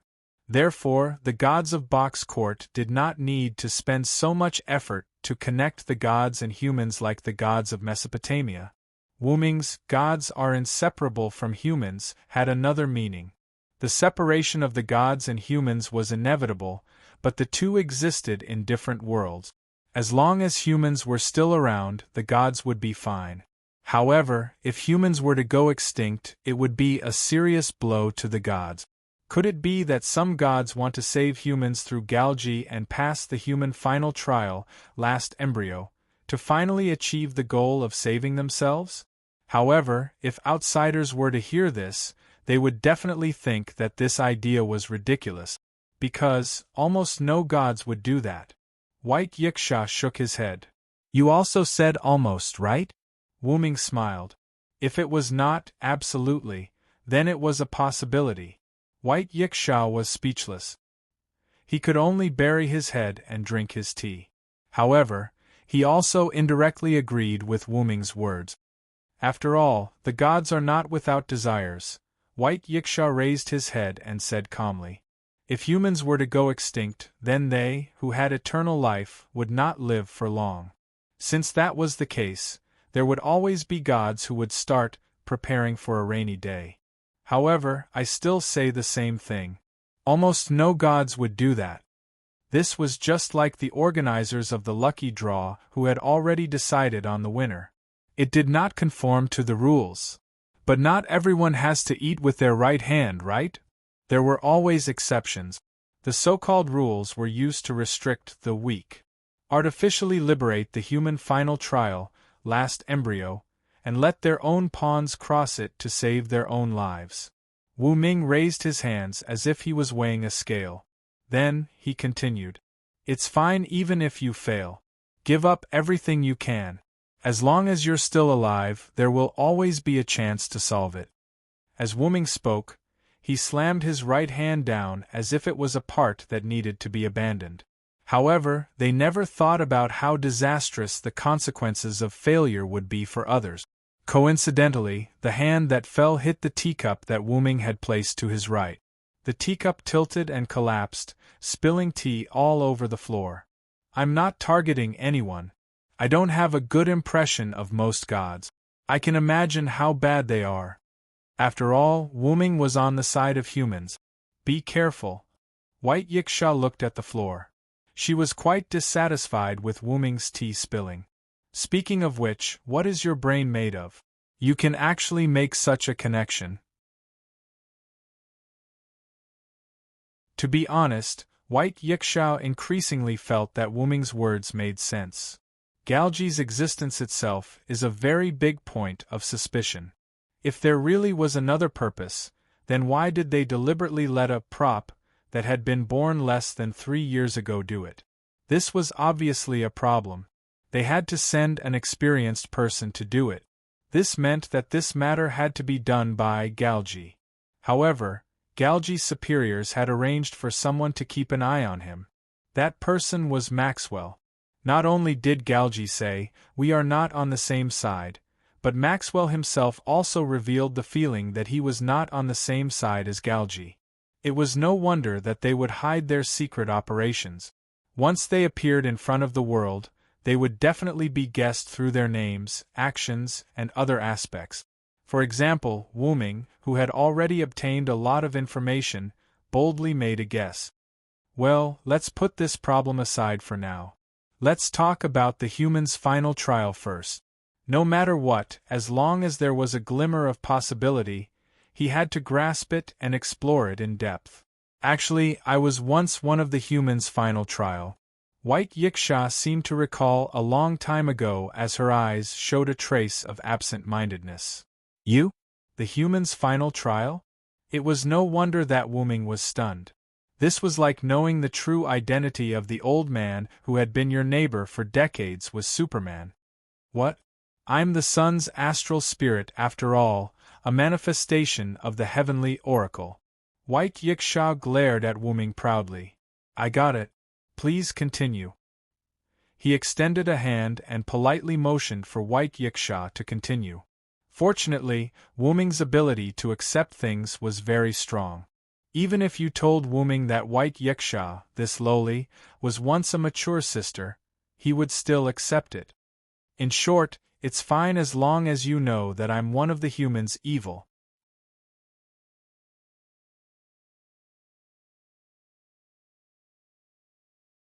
Chapter 835.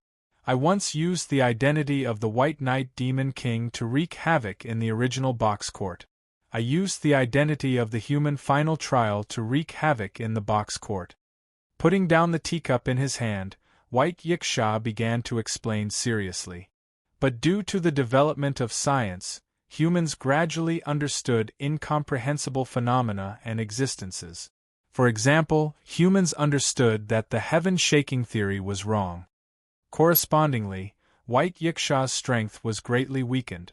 After my heaven-shaking theory spirit lattice was exploited, I was defeated and finally converted to Buddhism. From this, it could be seen that although humans were weak, humans had a great influence on powerhouses who were restrained by legacies. Then, White Yiksha, will you become an enemy of humans? Wuming wasn't concerned about whether White Yiksha would become an enemy, but he was worried that White Yiksha would be suppressed if he became an enemy. The so-called human final trial was for humans to train. This meant that humans would be defeated in the final trial. Oh, are you concerned about me? White Yiksha narrowed his eyes with a sneaky smile. After all, they were friends, so he was naturally worried. However, Wuming didn't want to admit it when he saw White Yiksha's smug face. I'm considering whether to plan ahead on how to kill you, Wuming answered without hesitation. That's a pity. Due to the heaven-shaking theory being unraveled and my conversion to Buddhism, my rights to the human final trial have stopped. But then, White Yiksha's tone changed. However, if I return the Godhead and retrieve the Spirit Lattice, the rights to the human final trial can still be reactivated. Is that so? Wuming nodded. This was one of the reasons why White Yiksha didn't retrieve the Spirit Lattice to fight the Demon King 3 years ago. However, if it really comes to that, I will have no choice but to return to the upper levels of the box court. Even if White Yiksha didn't want to return, the people in the upper levels of the box court wouldn't let a 2-digit box court powerhouse stay in the lower levels. Although White Yiksha would only think for the people in the lower levels by staying in the lower levels, once this precedent was set, it would be troublesome for other powerhouses to run to the lower levels in the name of being the ruler of the social class. Don't doubt it. Some people like to be a local tyrant. But if you leave, it will be quite troublesome. Wuming looked helpless. If I leave, I will recommend you to be the ruler of the Eastern District. White Yiksha did not hide anything. In fact, when White Yiksha promised Wuming that he would protect the East District and no name, even if he had to return the Godhead, White Yiksha had already made up his mind. I don't want to be the ruler of the hierarchy and cause trouble every day. There's no other way. I can only put in more effort to make you obediently stay at the bottom. Looking at Wuming's appearance, White Yiksha could not help but laugh. Since you've said so, it seems that I can only do as you say. Then, the two returned to the main topic. Other than the earth-shattering theory, there are many other theories about the last embryo, such as dystopia, wandering endgame, absolute evil, and so on. But, White Yiksha paused. Basically, these demon kings of the last embryo are no longer a threat for the time being because of the various measures taken by the people of the box court. Therefore, White Yiksha did not think in this direction. You said it yourself that it's only temporary. Galgi and the others might want the last embryo to reappear, Wuming asked. For example, human evil. When he saw Absolute Evil's clone, White Yiksha had said that Absolute Evil had been sealed. But the community in charge of guarding Absolute Evil's seal told me that the seal is intact and no suspicious people have been found recently. After experiencing the attack of Absolute Evil's clone, White Yiksha immediately contacted the manager. Moreover, ever since No Name sealed it 200 years ago, the seal has always been perfect and has never been broken. Absolute Evil was sealed by No Name 200 years ago? Wuming really did not know about this. After all, No Name was once the largest community in the East District. Naturally, it had some glorious results. White Yiksha shook his head matter-of-factly. Looking at White Yiksha's smug expression, those who did not know would think that White Yiksha was the one who sealed Absolute Evil. If that's the case, the place where Absolute Evil was sealed is probably related to No Name. Now, it was still managing the seal of Absolute Evil. It was probably an ally of No Name 200 years ago. That's right.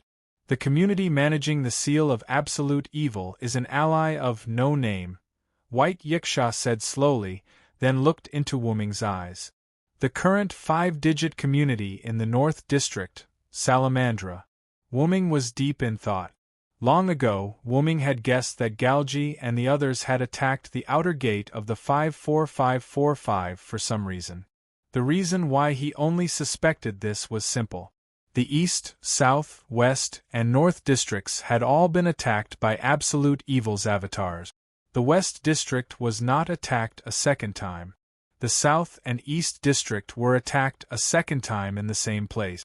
Only the North district was attacked a second time in a different location. Wu-Ming originally had some guesses about this. With a series of clues and the fact that White Yiksha said that the place where Absolute Evil was sealed was the headquarters of Salamandra, perhaps Galji and the others really did something in the outer gate of the 54545. However, the conditions for unsealing the seal of Absolute Evil are very special. White Yiksha's next words attracted Wu-Ming's attention. Very special? Then, White Yiksha extended a finger. First, you must have Sun sovereignty. Sun sovereignty? Wu-Ming's expression changed slightly. It was unknown if he thought of something bad. What's wrong? White Yiksha noticed the change in Wu-Ming's expression and asked kindly. Nothing. Speaking of which, Sun sovereignty should be very difficult to collect, right? Wu-Ming shook his head and continued the current topic.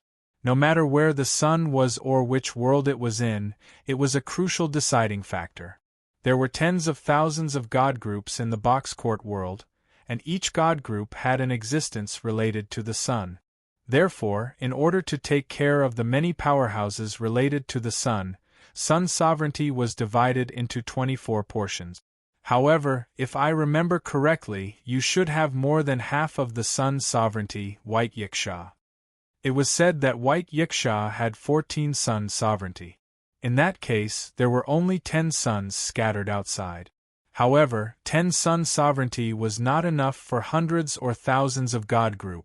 However, although that was the case, if it was someone from the upper echelons of the box court behind Galji, it was reasonable to have 1 or 2 Sun sovereignty.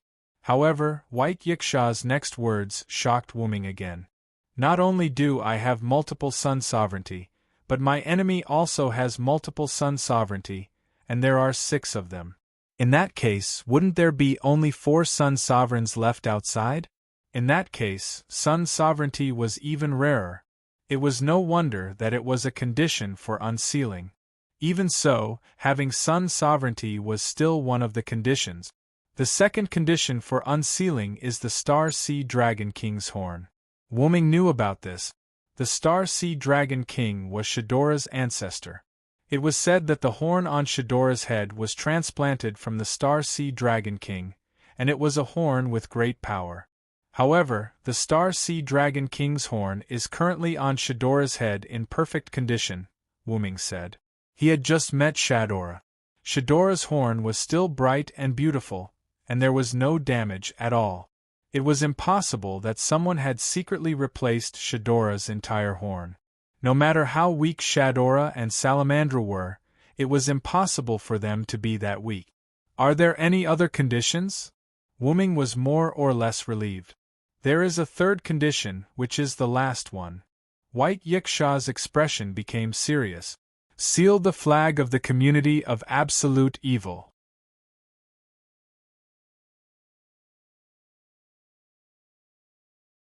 Chapter 836. Hearing this, Wu-Ming could not help but narrow his eyes. The flag of the community that seals Absolute Evil, wasn't that the flag of No Name? That's right, it's the flag of No Name, White Yiksha said with certainty. So, my guess was right. Wu-Ming said subconsciously. What did you guess right? White Yiksha looked at Wu-Ming in confusion. This had nothing to do with what she said, right? I always feel like you've been hiding something from me. Facing White Yiksha's suspicious gaze, Wu-Ming could not help but laugh. How could that be, cough cough? Let's call it a day. At this moment, Wu-Ming seemed to be in a relaxed state. Wu-Ming's sudden relaxed state made White Yiksha begin to complain. Don't be too relaxed. Although the Sun Sovereign is rare, if there's someone behind the other party, it's not impossible to get it. The Starseed Dragon King's horn is even more so.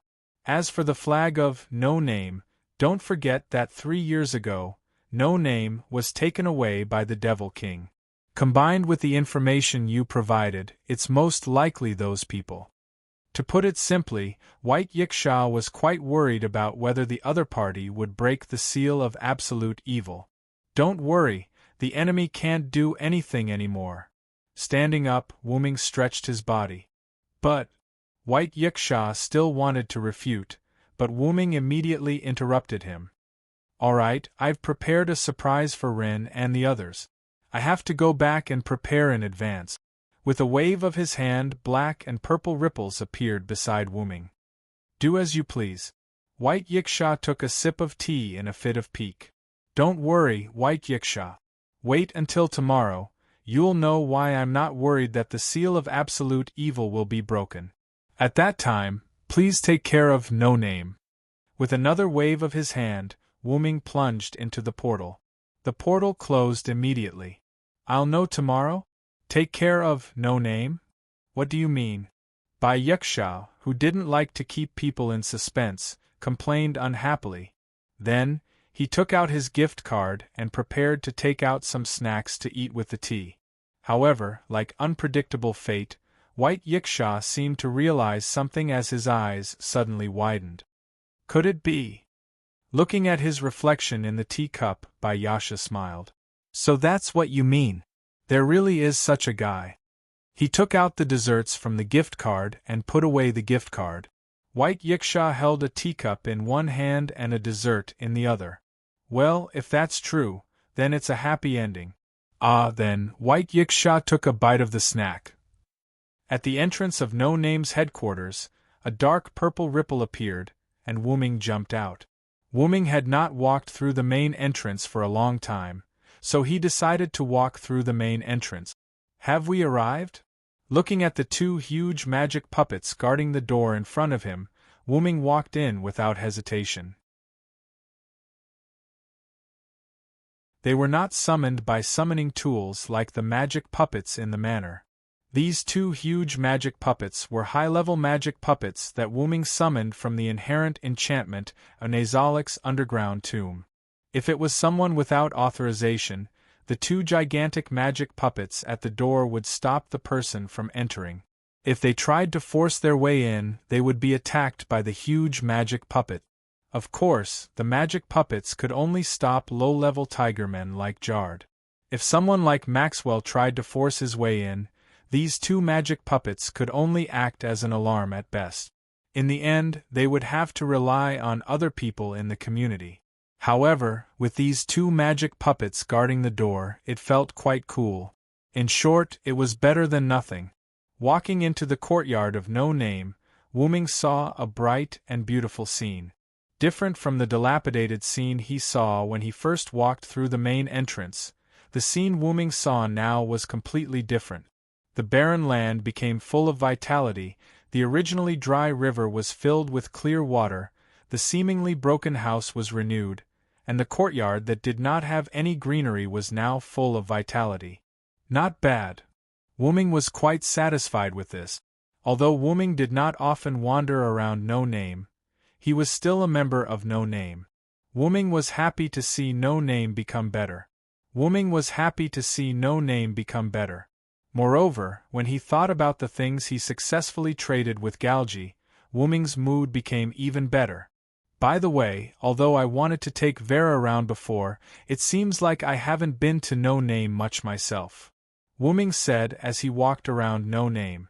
However, as Wuming walked around, he noticed that there was a problem not far away. Wuming quickly walked over and saw Pest and Vera confronting each other, while Lily stood at the side, not knowing what to do. Moreover, if Wuming was not mistaken, there was a hammer on the ground beside Pest. What happened? Wuming could not help but ask. Sir Villo. Lily's voice was full of surprise, as if Wuming's arrival had completely resolved the situation between the two. However, that was more or less correct. When Vera saw Wooming, her short little legs fluttered as she ran to Wooming's side and pulled on his sleeve. When Pest saw Wooming, his face paled even more. It seemed like he was still a little afraid of Wooming, but not as serious as before. What's going on? Wooming did not look at anyone but Lily. After all, the onlooker had a clearer view. I was bringing Vera around when we suddenly bumped into Miss Pest. Then, Vera attacked Miss Pest with a hammer, and then. Lily did not continue, but Wooming understood. After that, Pest probably sensed Vera's danger and did not attack her directly. Instead, they stared at each other and started a confrontation. From the looks of it, Wooming could more or less guess what had happened. Pest, are you hurt? As the victim, Pest naturally needed to be concerned. How could I be hurt by a mere hammer? I was just a little annoyed that I was suddenly attacked, and it was my head. Although Pest was touched by Wooming's kindness, he was still very afraid of Wooming, and his voice was filled with weakness. Since you're not hurt, you can leave first. Wooming knew that Pest was not hurt, so he did not question his words.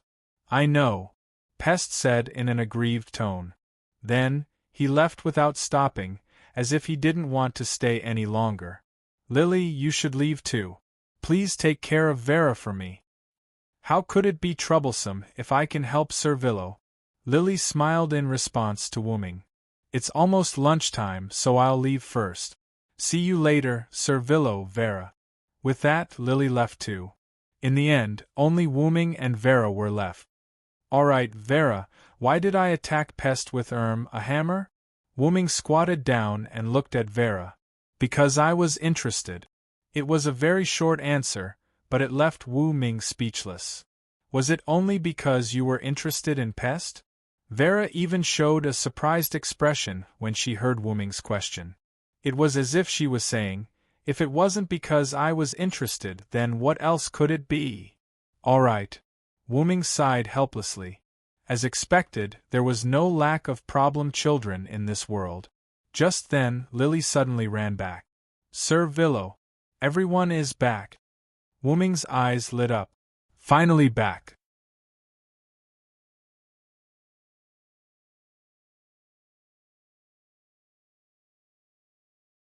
Chapter 837. No name, as usual chat room come meeting room. Although there was a realm gate and it wasn't a long journey, after leaving home for a long time, the first thing to do after returning was to rest. You're finally back. Zhu Feinyao sat on the sofa and elegantly took a sip of the black tea she had just prepared. Feinyao is indeed a young lady. Haruai Hayashi, who was sitting next to Zhu Feinyao and stroking the three-furred cat, couldn't help but say, "It's just a habit. Do you want to learn etiquette? I can teach you." Zhu Feinyao seemed a little excited and looked at Haruai Hayashi as if she was offering her services. However, Haruai Hayashi shook his head. That's not necessary. She wasn't cut out to be a young lady. She preferred to spend time with her friends naturally. After all, Haruai Hayashi's personality isn't suitable. Ren, who was resting on the opposite side, said weakly. After spending some time together, the members of No Name had a certain understanding of Haruai Hayashi, this seemingly innocent but actually two-faced girl. Haruai Hayashi didn't care about Ren's words at all, and even nodded in agreement. I think that as our No Name's mascot, Black Rabbit is very suitable for learning etiquette. Haruai Hayashi said as he looked at Black Rabbit, who was also resting on the sofa. The Black Rabbit, who was resting with its eyes closed, jumped up when it heard someone talking about it. Its ears also twitched. Black Rabbit also has etiquette knowledge, Yao-san. Although Black Rabbit's etiquette knowledge may not be as good as Miss Feinyau's, he doesn't need to learn it. Black Rabbit had the title of a Hakata aristocrat. In addition, Black Rabbit had been a judge for a long time, so etiquette was necessary for Black Rabbit. You didn't deny the identity of a mascot, Black Rabbit. Haruai Hayashi covered his mouth and snickered. Yes, that's right. You didn't deny the identity of a mascot. Jiu Fei Niao didn't cover her mouth and snickered, but she also gave Black Rabbit a proud smile. Ren could only smile awkwardly. Teasing Black Rabbit had become a daily routine of no name. In no way, Black Rabbit is not a mascot. Black Rabbit, who was once again teased by the two of them, blushed. You two problem children don't always think about teasing Black Rabbit. Just as Black Rabbit was about to get angry, 16 Knights, who was standing by the window, suddenly spoke. It's so noisy. Black Rabbit, everyone just came back. Can't you be quieter? 16th Knight's solemn words entered Black Rabbit's ears, which made Black Rabbit lower its head in shame.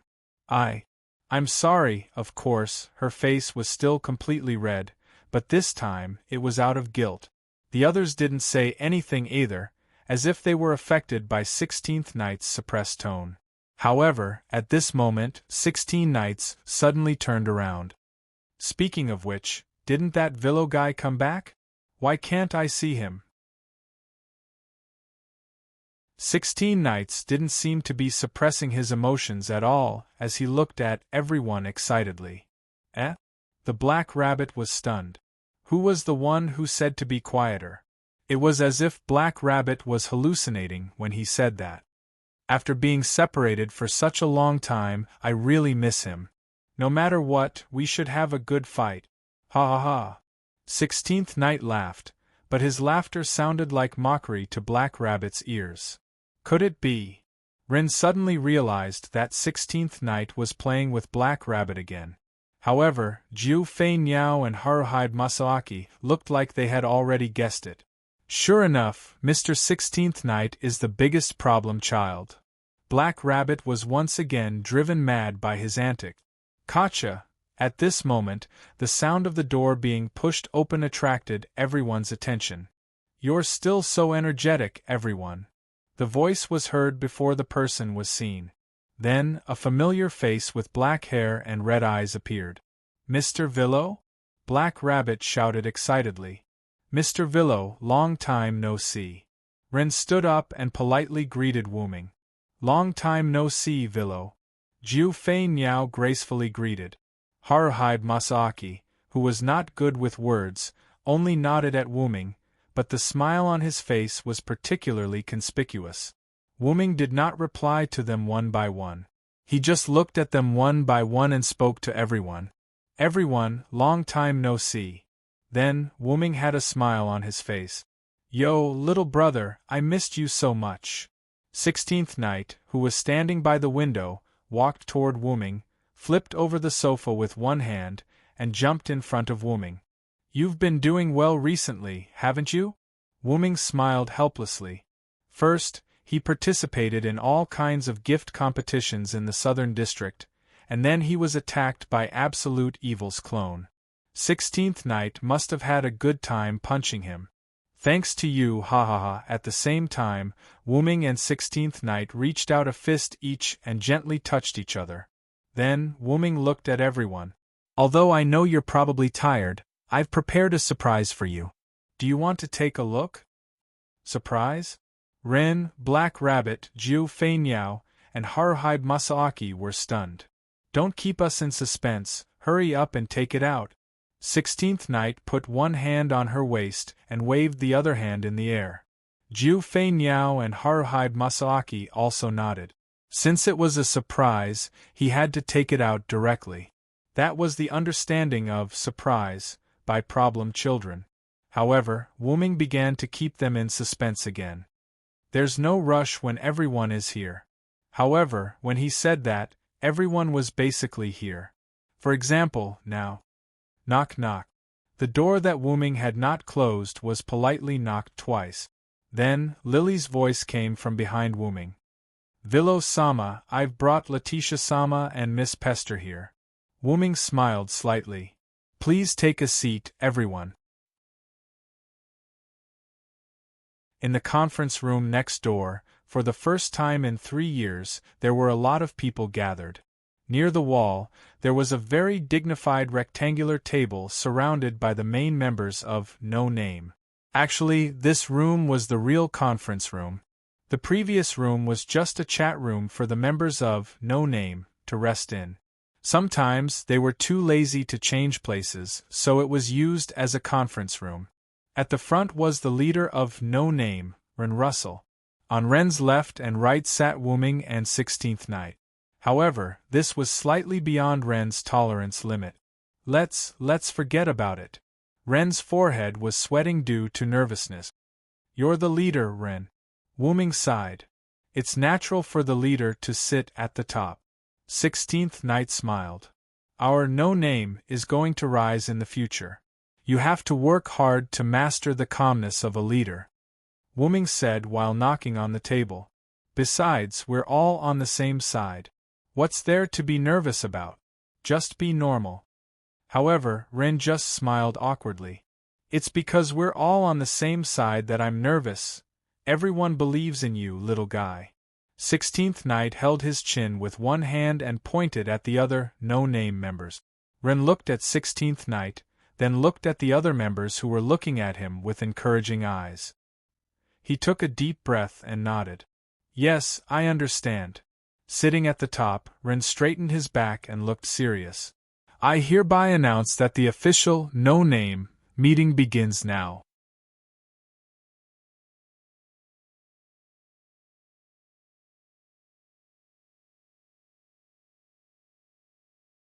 Chapter 838.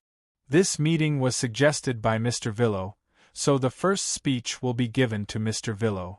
Ren reached out his hand and pointed at Wuming. Wuming gave Ren face and nodded. This meeting was suggested by me, mainly because I want to share with everyone the surprise I brought back from the Northern District. Wuming said and looked at everyone. At this time, the seat next to 16 Knights, Haruai Hiroyuki, who was sitting there, raised his hand and said, It shouldn't be an ordinary surprise, right? If it was an ordinary surprise, there would be no need for this kind of meeting. That's right. Wuming nodded and didn't say much. Because Wuming wanted to use action to prove it. Wuming reached out his hand and the golden Draconist space ripple appeared on the table. The golden ripple moved horizontally, and a rectangular piece of cloth was spat out from the golden ripple and neatly laid on the table. This is... Ren, who was sitting at the head of the table, as well as Ryubi and Letitia, who were sitting next to Wuming, were all shocked and immediately stood up. A flag. Jiryuko, who was sitting next to Haruai Hiroyuki, saw the truth of the cloth and was puzzled. It was a red flag with a golden border, and the pattern on the flag was a girl with hills and earth as the background. Miss Hiroyuki, that was our No Name's flag. Lily, who was sitting next to Hiroyuki, said with a trembling voice. At the same time, a few drops of tears fell from Lily's cheeks. The reason why Lily didn't stand up emotionally was because Lily was crying so emotionally that she didn't have the strength to stand up. Our flag. Ren, who stood up, reached out his hand and wanted to touch the flag that belonged to No Name, but because Ren was sitting at the head of the table, and the position of the flag wasn't close to Ren couldn't touch it at all. On the contrary, Ryubi and Letitia, who were sitting next to him, easily touched the flag. That's right, it is indeed our flag, Letitia said with absolute certainty. Mr. Villo, how did you find our flag? Black Rabbit looked at Wuming with tears in her eyes. The emotional Black Rabbit also shed tears, and its voice began to tremble slightly. Just like Lily, it was the excitement and joy of the return of the No Name flag. I got it from the Demon King who attacked No Name 3 years ago. Following that, Wuming told everyone about what had happened between him and Galji. Wuming did not tell the members of No Name everything that had happened in the past. After all, it was too complicated. Therefore, Wuming only told them the important things. After he finished speaking, Wuming didn't do anything else. He just waiting for the members of No Name to digest the information he had brought. To put it simply, because you captured their important subordinates, you have forced them to complete this trade, right? 16 Knights easily understood the information that Wu Ming had brought. But, Mr. Villo, why didn't you capture all of them? Maybe you could have investigated the Demon King who attacked our community 3 years ago. Black Rabbit asked Wu Ming rather excitedly. Calm down, you perverted rabbit, 16 Knights said rather rudely. Didn't you hear what Villo said? They have some power behind them, and they might even be from the upper echelons of the box court. 16 Knights' eyes were full of ridicule. Of course, 16 Knights was not ridiculing Black Rabbit, but the box court. The upper echelons of the box court created the box court, and then used others to cause trouble in the box court, causing a disaster to the box court. It was as if the partners of justice were actually the villains of the boss. How ironic. Jiu Fei Niao also opened his mouth to explain to Black Rabbit. If we capture all of them, the people behind them will send new puppets to the lower echelons of the box court. If that was the case, it would be better to let Galji and his people, who he knew pretty well, cast a long line to catch a big fish. Haruai Hiroyuki also spoke. Also, didn't Villo say that Galji has the tendency to betray the people behind him? Although Haruai Hiroyuki had no intention of befriending Galji, the saying, "the enemy of my enemy is my friend," still made some sense. What Jiu Fei Niao and Haruai Hiroyuki said was actually the problem that Wu Ming had considered at the time. Therefore, Wu Ming did not choose to cooperate with Galji, nor did he choose to completely fall out with him. In the end, Wu Ming chose to make a trade with Galji. They did not form an alliance, nor did they form an enemy. It was just a simple trade, although Wu Ming was a bit rough. Galji and his people are not a threat. The key is that 4-digit demon king called Maxwell.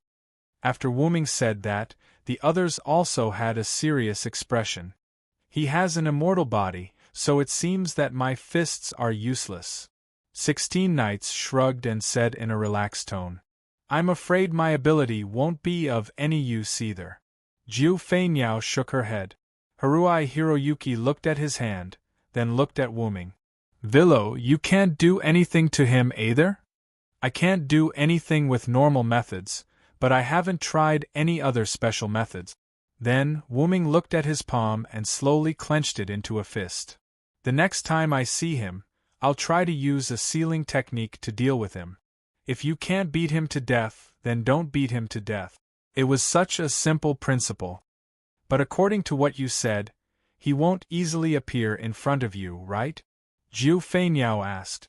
Maxwell was scared by Wu Ming's blade of salvation, so he abandoned Galji and the others and ran away.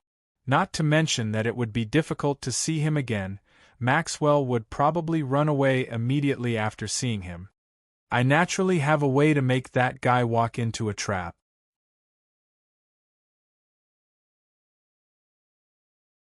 Wu Ming smiled and kept them in suspense. Keeping us in suspense again. Jiu Fei Niao snorted in disdain at Wu Ming's suspense, and turned her head to the side. It's like wine, the more it is brewed, the more fragrant it gets.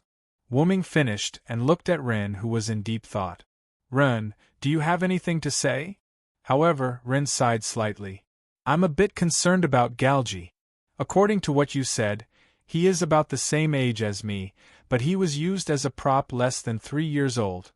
The point was that Galji and Ren were the leaders of their respective communities. Plus, he was born less than 3 years ago as a prop, so the pain he suffered must not be any less than Ren. You can't sympathize with him, Ren.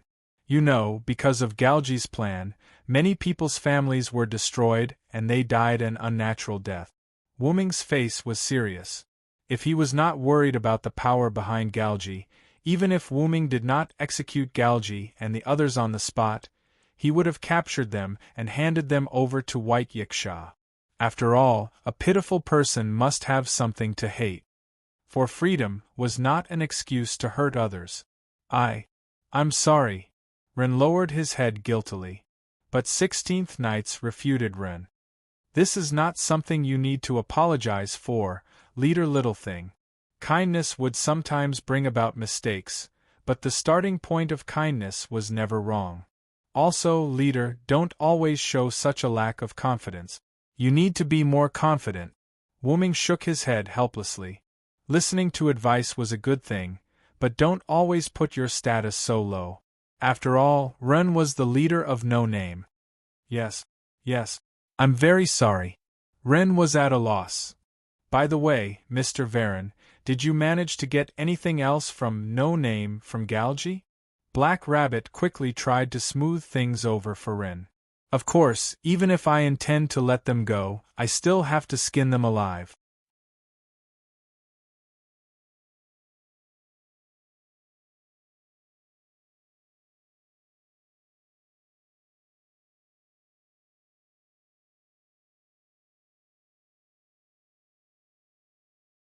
Chapter 839. In the next second, Wu Ming took out a card out of thin air. It was Wu Ming's gift card. When Wu Ming and 16 knights first arrived at the box court, the 4 of them went to White Yiksha to appraise the gift according to Black Rabbit's suggestion. At that time, White Yiksha gave each of them a gift card that could be used to store items. However, Wu Ming had the dragon nest space, so he didn't use it often. But, if it's this, I'm afraid my dragon nest space isn't suitable for storing it. As Wu Ming spoke, the gift card in his hand flashed. That was the sign that the item stored in the gift card was taken out.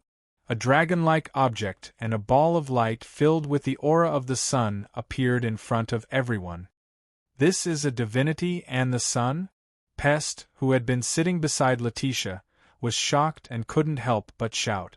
Pest had been bestowed with the prestige divinity, so she was naturally familiar with it. As the incarnation of the Black Death, who was closely related to the sun, Pest was also familiar with the power of the sun. Furthermore, Pest looked at the divine spark and the sun's sovereignty with a thirsty gaze. If she could obtain the rights to these 2 blessings in this loot-sharing convention, she believed, her strength would definitely undergo a qualitative change. Now, because of Wu Ming, she had reached 4-digit. If she added the divinity and sovereignty of the sun, even if she couldn't reach 3 digits, she would reach the peak of 4-digit. However, Pest could only think about it because the aura of this divinity seems like. 16 knights couldn't help but look at the silent Letitia. Mr. Villo, could this be? Black Rabbit had more or less guessed it. That's right. This is Letitia's divinity and sovereignty of the sun of Ophiuchus constellation, Wu Ming said with certainty. Pest, who heard Wu Ming's words, had a look of regret. Since it was a gift from Letitia in the past, then it definitely had nothing to do with her. Letitia's divinity? Jiyuan Flying Bird was stunned. Sovereignty of the sun of Ophiuchus constellation? Haruai Hiroyuki stopped, stroking his cat. As expected, these are all gifts from Senior Letitia. The Black Rabbit was overjoyed. As if reflecting Black Rabbit's words, the divinity and sun sovereignty slowly floated in front of Letitia. I didn't expect Galgi to have Letitia's gift. Ren was quite excited. He was happy from the bottom of his heart that Letitia's things could come back. Divinity and sun sovereignty were not small items. One could transform a creature's body into the highest grade of a species, while the other was even rarer. There were only 25 suns' sovereignty in total, not to mention that this sun's sovereignty in Ophiuchus constellation was created for Letitia. More importantly, if the things that originally belonged to Letitia returned to her, Letitia's strength would definitely improve further. In this way, not only was No Name 1 step closer to its former peak, but Letitia had also completely recovered. Like a broken jigsaw puzzle, No Name would be pieced back together bit by bit. And Ren believed that with Wu Ming and 16 knights around, this jigsaw puzzle would be even more beautiful than before when the time came. In response to Ren's question, Wu Ming naturally nodded his head. Regarding this question, I will explain it later. Then, Wu Ming looked at Letitia. Okay, Letitia, quickly put away the divinity and sun's sovereignty. But Letitia hesitated. Master. Letitia looked at Wu Ming with guilt and gratitude. her face was full of hesitation. Wu-ming, who already had a tacit understanding with Letitia, understood Letitia's eyes. Letitia was not willing to accept the gift that originally belonged to her. As for the reason? Perhaps it was guilt and self-blame for giving up her own power, or perhaps it was because she wanted to let others use it, or perhaps it was because she was satisfied with the power that Wu-ming gave her.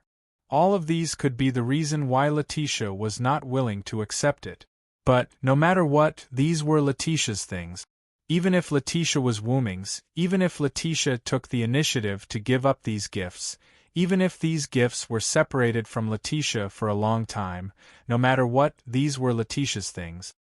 This divinity was originally yours, it's just returning it to its original owner. As for the sun's sovereignty, among all of us here, Ophiuchus constellation is the most compatible with you. If you don't want it, then this sun's sovereignty is useless. After all, the sun's sovereignty of Ophiuchus constellation was originally an additional sun's sovereignty that the box court system created for Letitia. Don't be blinded by power, but don't take the initiative to give up the power that you deserve. Only with power can you protect the people you want to protect. The others didn't say anything, they just quietly watched this scene. If you still feel guilty, then take this power and protect. No name well, protect the box court well. This is the atonement for your previous incarnation of the Demon King to wreak havoc on the box court. It's also the mission that I, as your master, have given you, Letitia. At that moment, without waiting for Letitia's reaction, Wu-ming forcefully stuffed Letitia's divinity and the sun's sovereignty of Ophiuchus constellation into Letitia's body. Letitia sighed and smiled helplessly. Master, I understand. I promise you, this body will always be loyal to you. I will definitely carry out your will to the end. At that moment, Letitia's aura also suddenly changed. An invisible pressure spread out in all directions. Everyone present noticed Letitia's change. Even Lily was no exception. Now, with all of her previous power restored, plus the power that Wu-ming gave before, it could be said that Letitia was now at the top of the 4 digits. Now, even White Yiksha, who didn't return the divinity and spirit core, couldn't do anything to Letitia. Woo-woo! Pest let out a few unwilling whimpers. Damn it, I'm so envious. That's great, Senior Letitia. Lily's little tail wagged. If there was anyone who was the happiest, it would definitely be Lily. As someone who didn't have much battle power and wasn't part of the main force, but was able to sit together and discuss with everyone, Lily was naturally very happy to see her comrade's power rise to another level. If she didn't have any power, she would pray for her comrade to become stronger. If she couldn't protect her comrade, she would pray for her comrade to become stronger to protect the other comrade. As for herself, who didn't have much battle power, she just had to do what she was supposed to do, for example, do the logistics work that her comrade gave her. Thank you, Lily. Letitia returned Lily's bright smile. The surprise that Mr. Villo brought really scared me. We have to hang up our flag this way. Our no-name will once again have a community with a flag. Black Rabbit excitedly held up the flag, ready to do as he said. Then, Wu-ming raised his hand to signal Black Rabbit to not be anxious.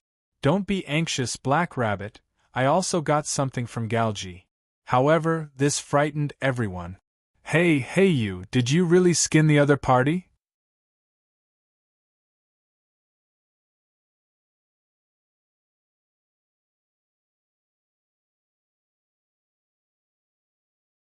Chapter 840. 16th Knights ridiculed in an exaggerated tone. In fact, whether it was 16th Knights or the others, they were already surprised that Wu-ming was able to find the no-name flag. And Wu-ming finding Letitia's divine spark and sun sovereignty was also out of everyone's expectations. Not to mention the divine spark, there were only 25 sun sovereignty. Not to mention the number of people in Box Court. Just the number of communities in Box Court was as many as the stars in the sky and the gravel on the ground. It was reasonable to say that Wuming was able to obtain the no-name flag, Letitia's divine spark and Ophiuchus' sun's sovereignty from Galgi, but they didn't expect that Wuming would actually ask Galgi to hand over other things. To be honest, everyone began to guess who was the person that Wuming had captured to be able to make Galgi suffer such a big loss. Seeing everyone's doubts, Wuming began to explain. My original request was to return the no-name item, but Galgi wasn't the mastermind behind the scenes. He was just a puppet, so I didn't expect to exchange it for many things.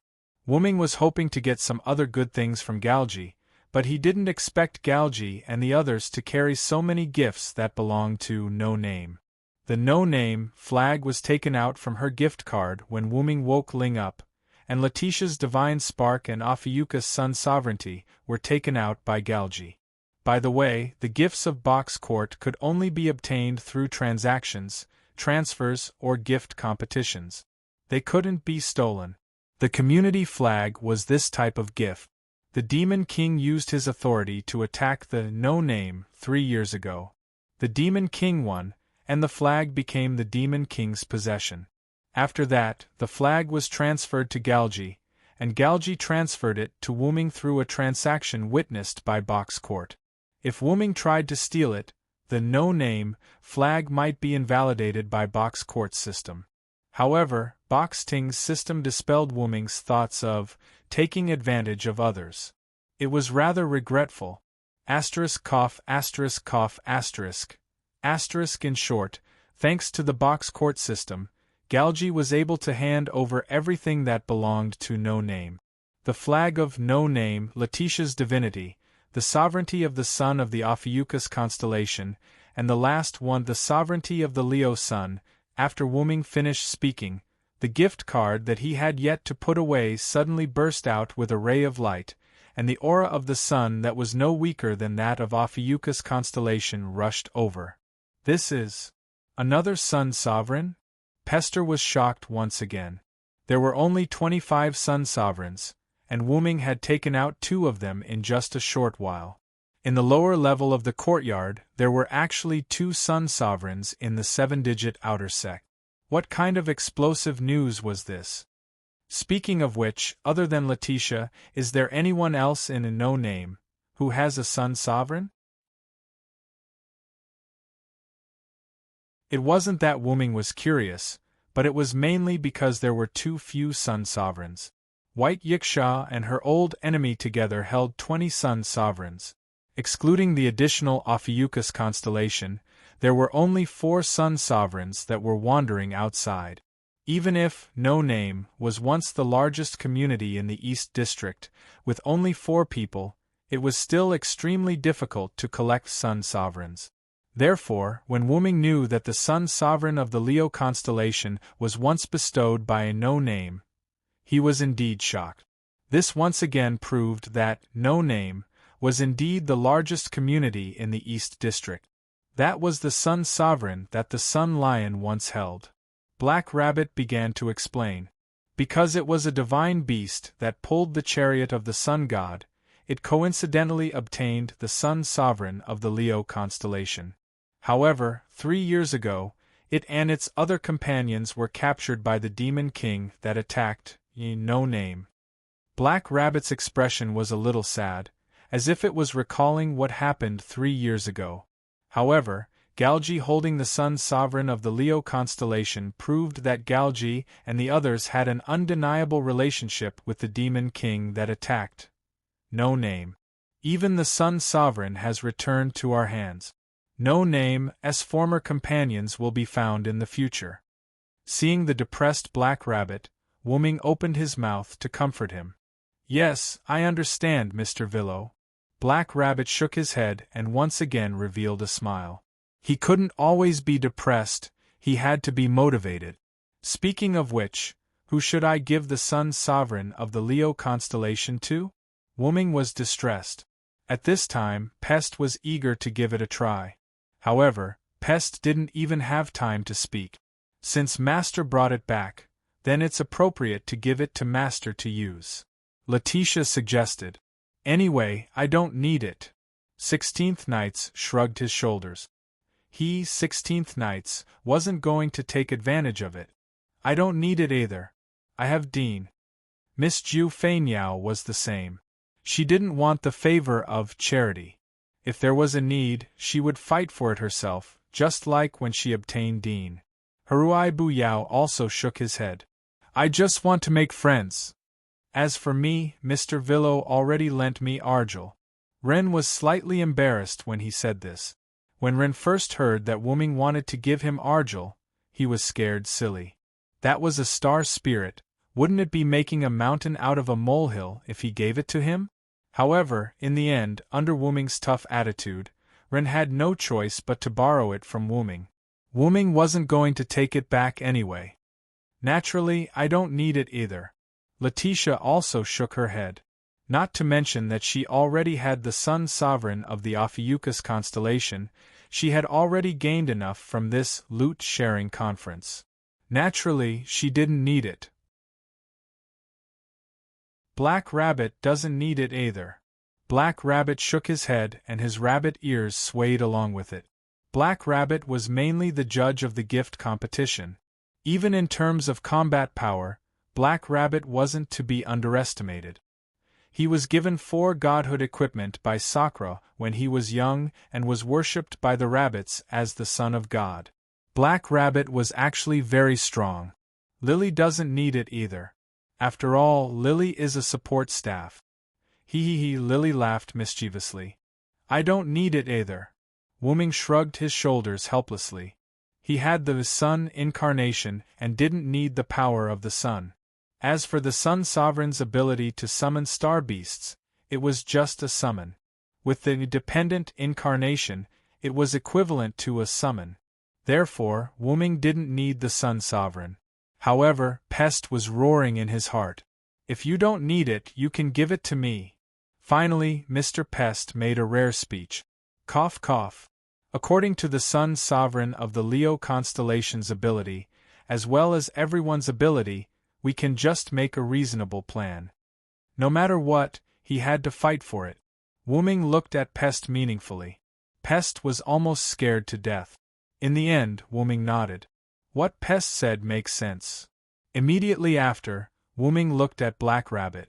Black Rabbit, does the Sun Sovereign of the Leo constellation have any other abilities? If the Sun Sovereign was only able to summon star beasts, it would be too cheap. The Black Rabbit stretched out a finger and gently tapped its chin. I remember that the Sun Sovereign of the Leo constellation can give the wielder the ability to reflect all weapons. It's a pretty good ability. I see. Wuming nodded. Then, give this to 16th Knight.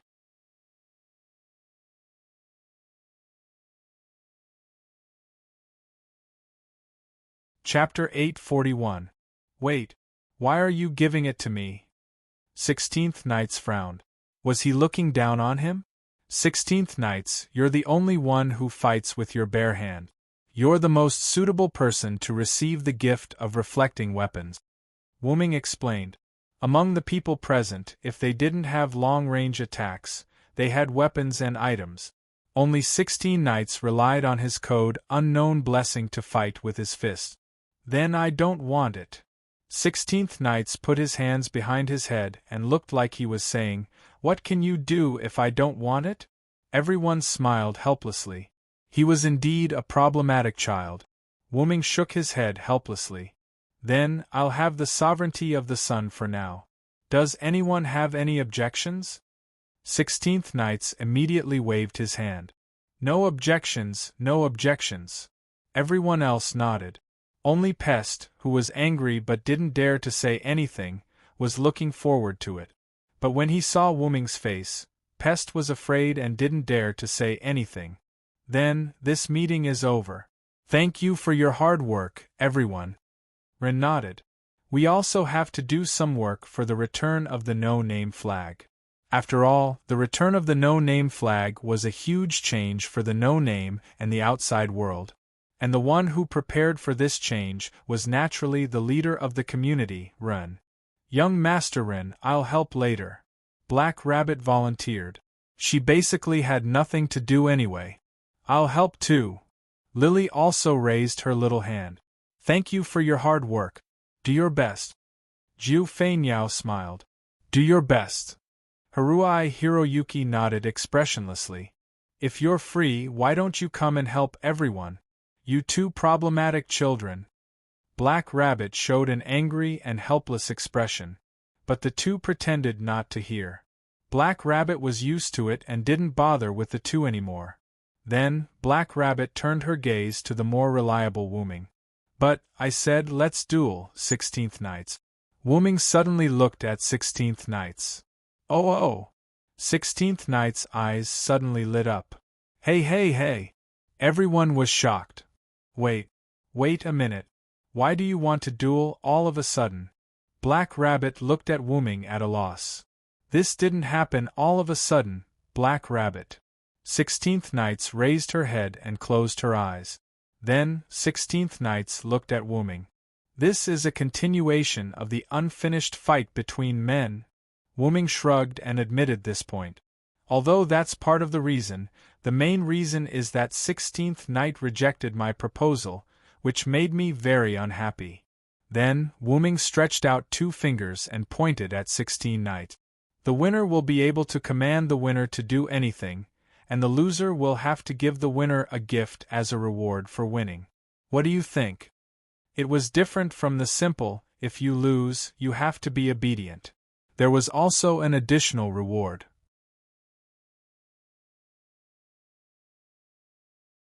What an interesting condition. I like it. 16 Knights placed her palms on the table, her eyes burning with the flames of war. But then, 16th Knights showed a distressed expression.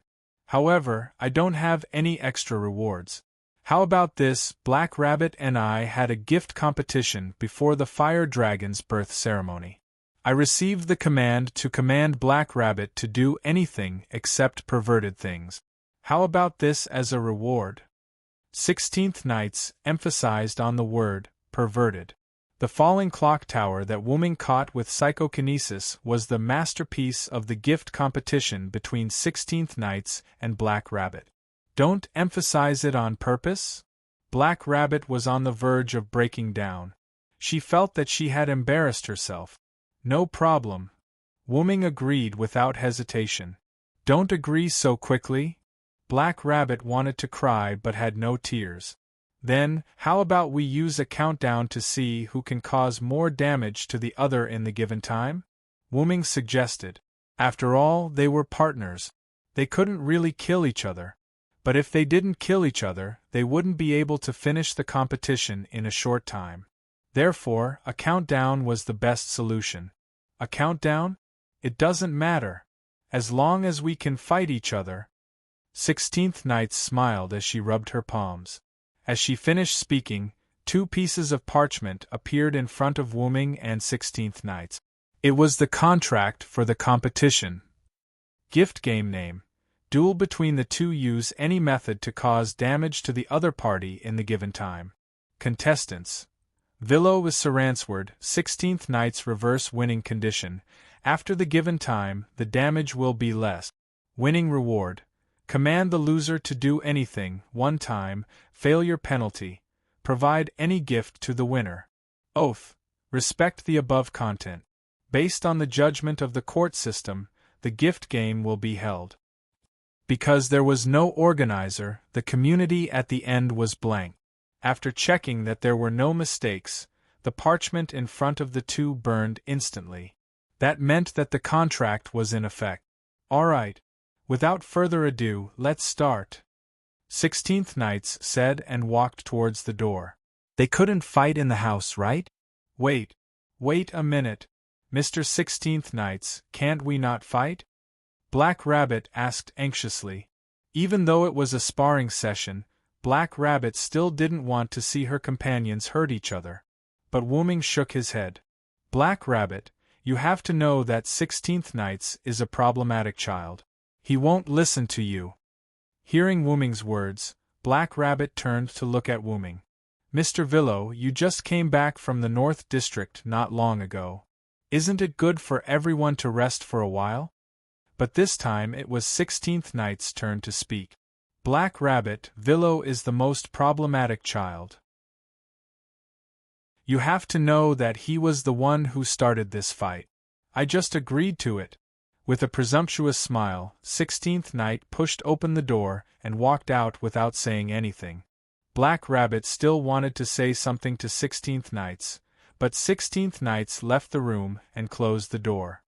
Wait! Black Rabbit helplessly reached out a hand to the empty door. Sighing, Black Rabbit looked at Wu-Ming again. Really, Mr. Villo, you also said? But Black Rabbit's voice stopped abruptly, because Black Rabbit realized that Wu-Ming also disappeared. Master just left using the portal, Black Rabbit, Letitia kindly explained to Black Rabbit. Wu-Ming left using the portal when Black Rabbit turned to look at 16th Knight. I'll go check on the two of them, Haruai Toshi said and left with San Mao in his arms. I'm interested in a fight between two freaks. Ji Yuanfei nodded elegantly at the crowd and left with Haruai Toshi. Then, excuse me. After saying that, Letitia stood up and left. It seemed that she was also going to watch. Only Pest, who didn't have much presence, and Ren and Lily, who had some conscience, were still there. Black Rabbit, who was exhausted, completely gave up. Black Rabbit sat in her seat, leaned on the table, and yelled as if she had given up. Ah! Really, Black Rabbit doesn't want to care about these problematic adults anymore? Ren and Lily could only smile helplessly. Only Pester remained sulking in his place, jabbing his finger. Sun sovereignty. I need it too.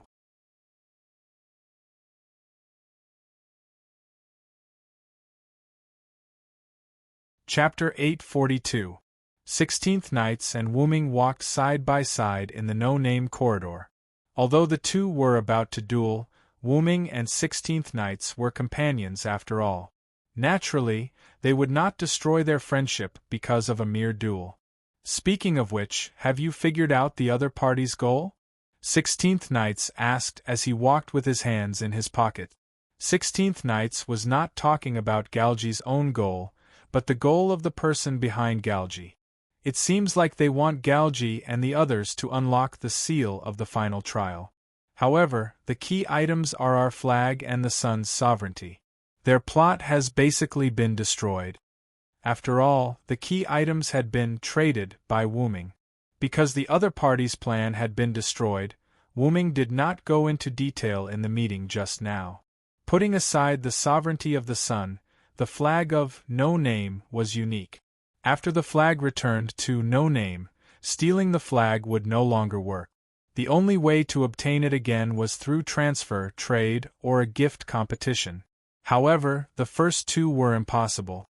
If it was a gift competition, only the Demon King would force others to participate in the gift competition with the flag. And with Wu-Ming and the other main forces, there was no need to be afraid. Or rather, if a Demon King were to attack now, it would be exactly what No Name wanted. After all, the slogan of defeating the Demon King had already been spread. They had to defeat more Demon Kings. However, it was not that easy to encounter a Demon King. If a Demon King came knocking on their door, they would be very grateful. Did you not get any information about the person behind Galji from him? 16th Knights continued to ask. It was normal for 16th Knights to pay attention to information. After all, 16th Knights was a smart person. If 16th Knights was still in No Name during this time, Wu-Ming would not have looked for White Yiksha first, but 16th Knight. If there is, I already said it. Let's not talk about the other party being very careful and not leaving any clues. Wu-Ming denied 16th Knight. After all, most of the information came from Wu-Ming and the others after a series of verifications. Galji and the others did not tell Wu-Ming any information. Also, Galji refused to reveal any information. Wu-Ming felt that Galji just didn't know. After all, he was just a prop that had been monitored for less than 3 years. Although Wu-Ming had thought of trading for some other information, such as Maxwell's, before Wu-Ming could ask, Galji directly refused to provide any information to Wu-Ming. According to Galji, the two parties were only doing a simple barter transaction. Actually, it could also be considered as Wu-Ming's bargaining chip, not being heavy enough.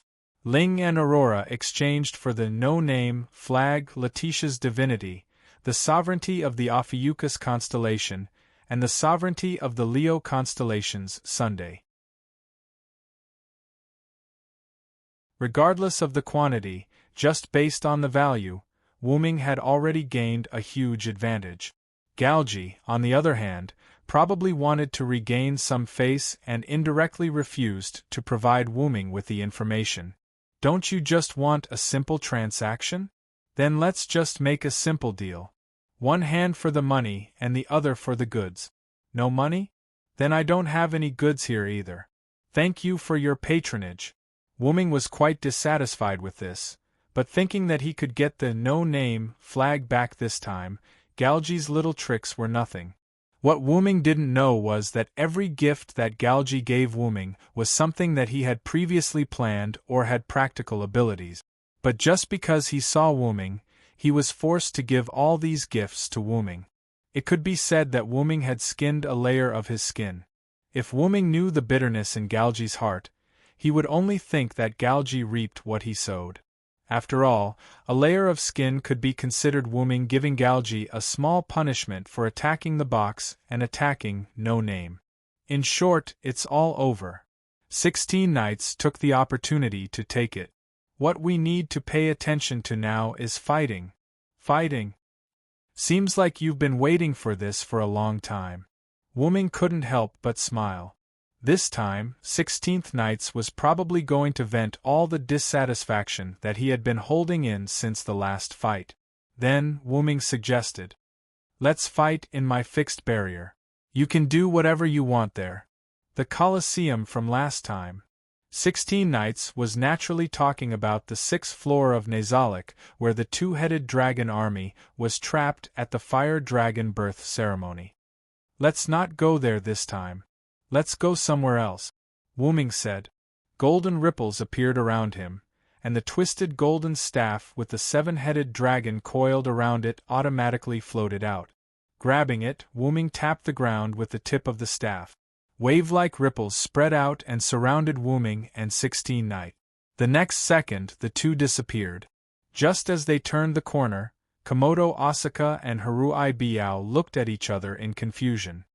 I clearly saw the two of them walk over. Could it be that they discovered us?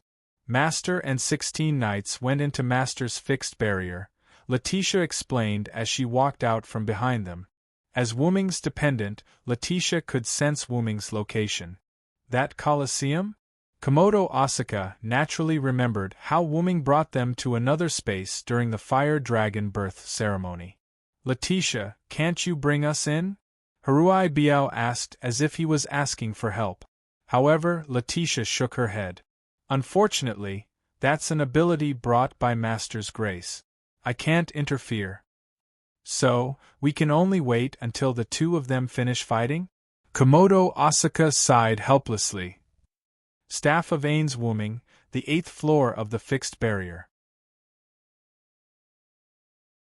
In the endless wilderness, Wu Ming and 16 Knights faced each other with a distance of more than 10 meters. This place is quite spacious.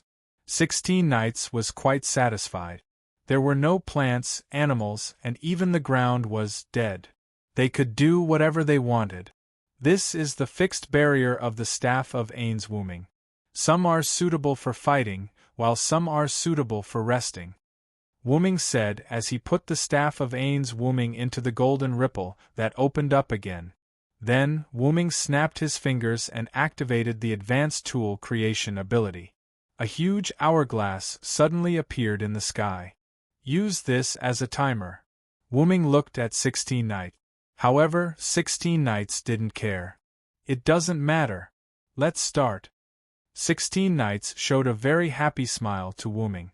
Then, with one hand raised, Wu Ming and 16 Knights looked at each other. Neither of them spoke nor did they move. "Let's start." As soon as he said that, Wu Ming snapped his fingers and the hourglass began to operate. Bang! The sound of the ground being crushed was heard. 16 Knights' speed was comparable to the speed of Universe 3 as she instantly burst toward Wu Ming's position. The battle was about to start.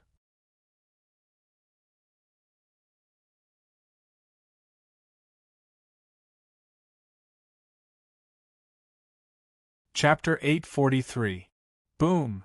16 knights rushed to Wuming's side with the speed of the third universe and smashed his fist down. The place where Wuming was standing instantly exploded, and smoke and dust filled the air. As the smoke and dust slowly dispersed, 16 knights' fist was pressed on the broken ground, and Wuming was nowhere to be seen. Still so impatient, 16 knights. Wuming's figure floated in the sky as he teleported away. It's a countdown match after all. I have to seize the time and enjoy the fun of fighting. 16 knights shook his arm.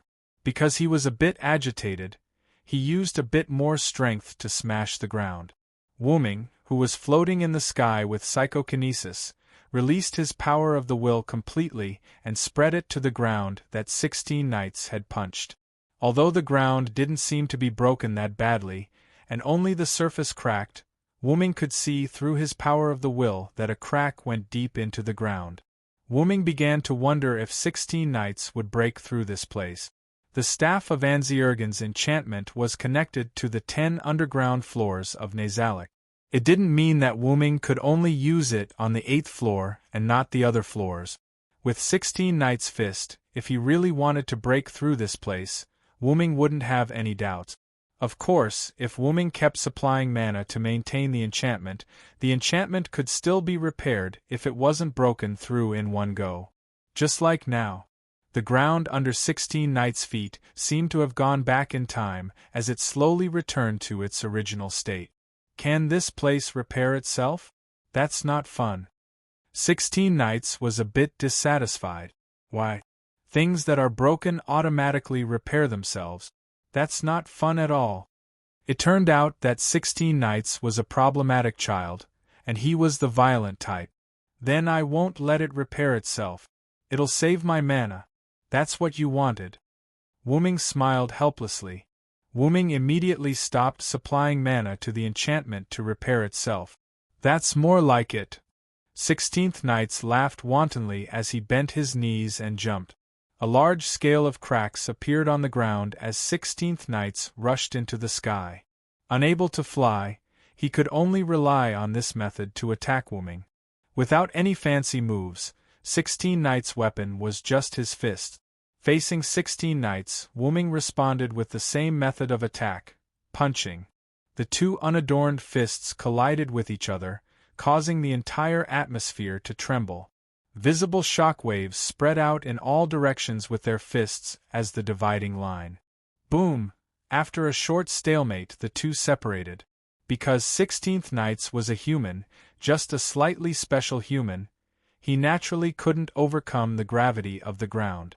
Thus, 16th Knight's body began to automatically descend to the ground.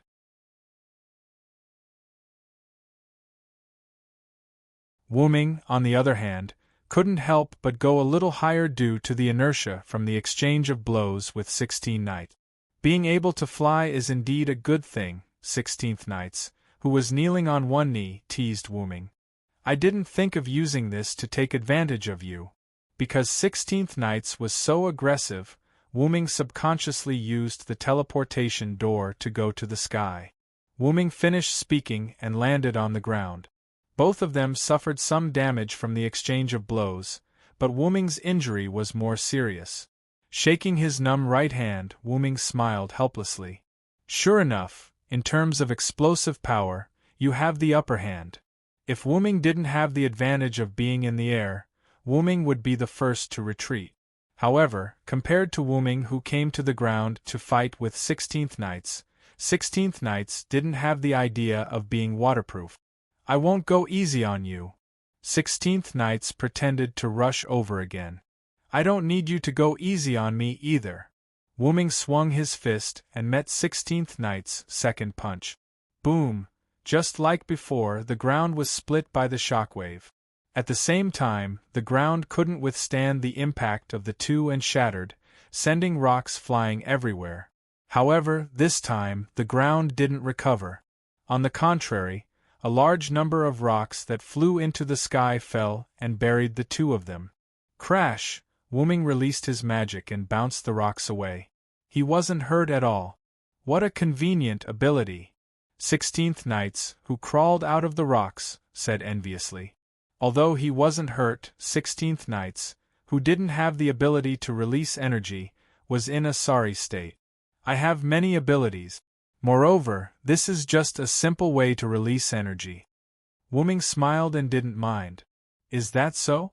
Speaking of which, is the glowing rune on your body one of your abilities? 16th Knights pointed at Wuming's arm. Wuming raised his hands. Sure enough, there were some runes on Wuming's hands. It's just a lune rune for strengthening. It only increases strength. I used it when I fought with you before.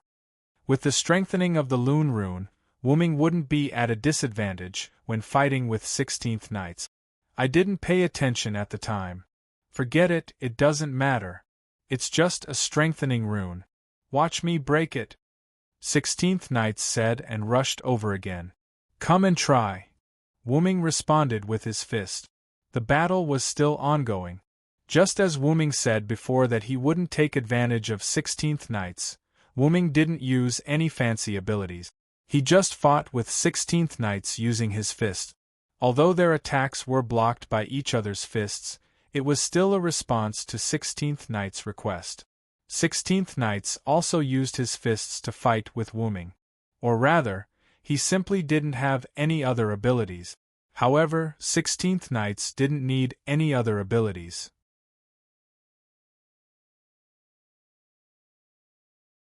His body was the best weapon. Reality proved that it was just as 16 Knights had said. He would break these runes for Wuming.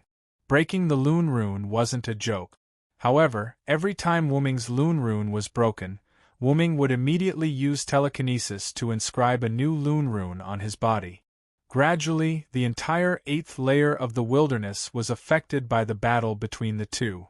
Basically, there wasn't a single place that was intact. There were craters left behind by fists and legs everywhere. The better places were full of spiderweb-like cracks, and the worse places were completely shattered into pieces. As for the deeper underground, there was no need to guess. It was probably also fragmented.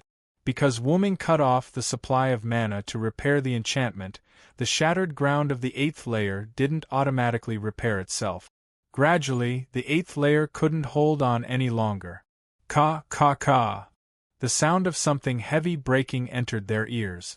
16th Knights, who was temporarily separated from Wuming, panted heavily with a puzzled expression. What's wrong? Is this place going to collapse? You guessed right. Wuming, who was also panting heavily, responded with a smile. After Wuming said that, the entire 8th layer collapsed. You're tuning in to the Phoenix Knights YouTube channel. Don't forget to subscribe and join us on this journey to catch the most captivating stories.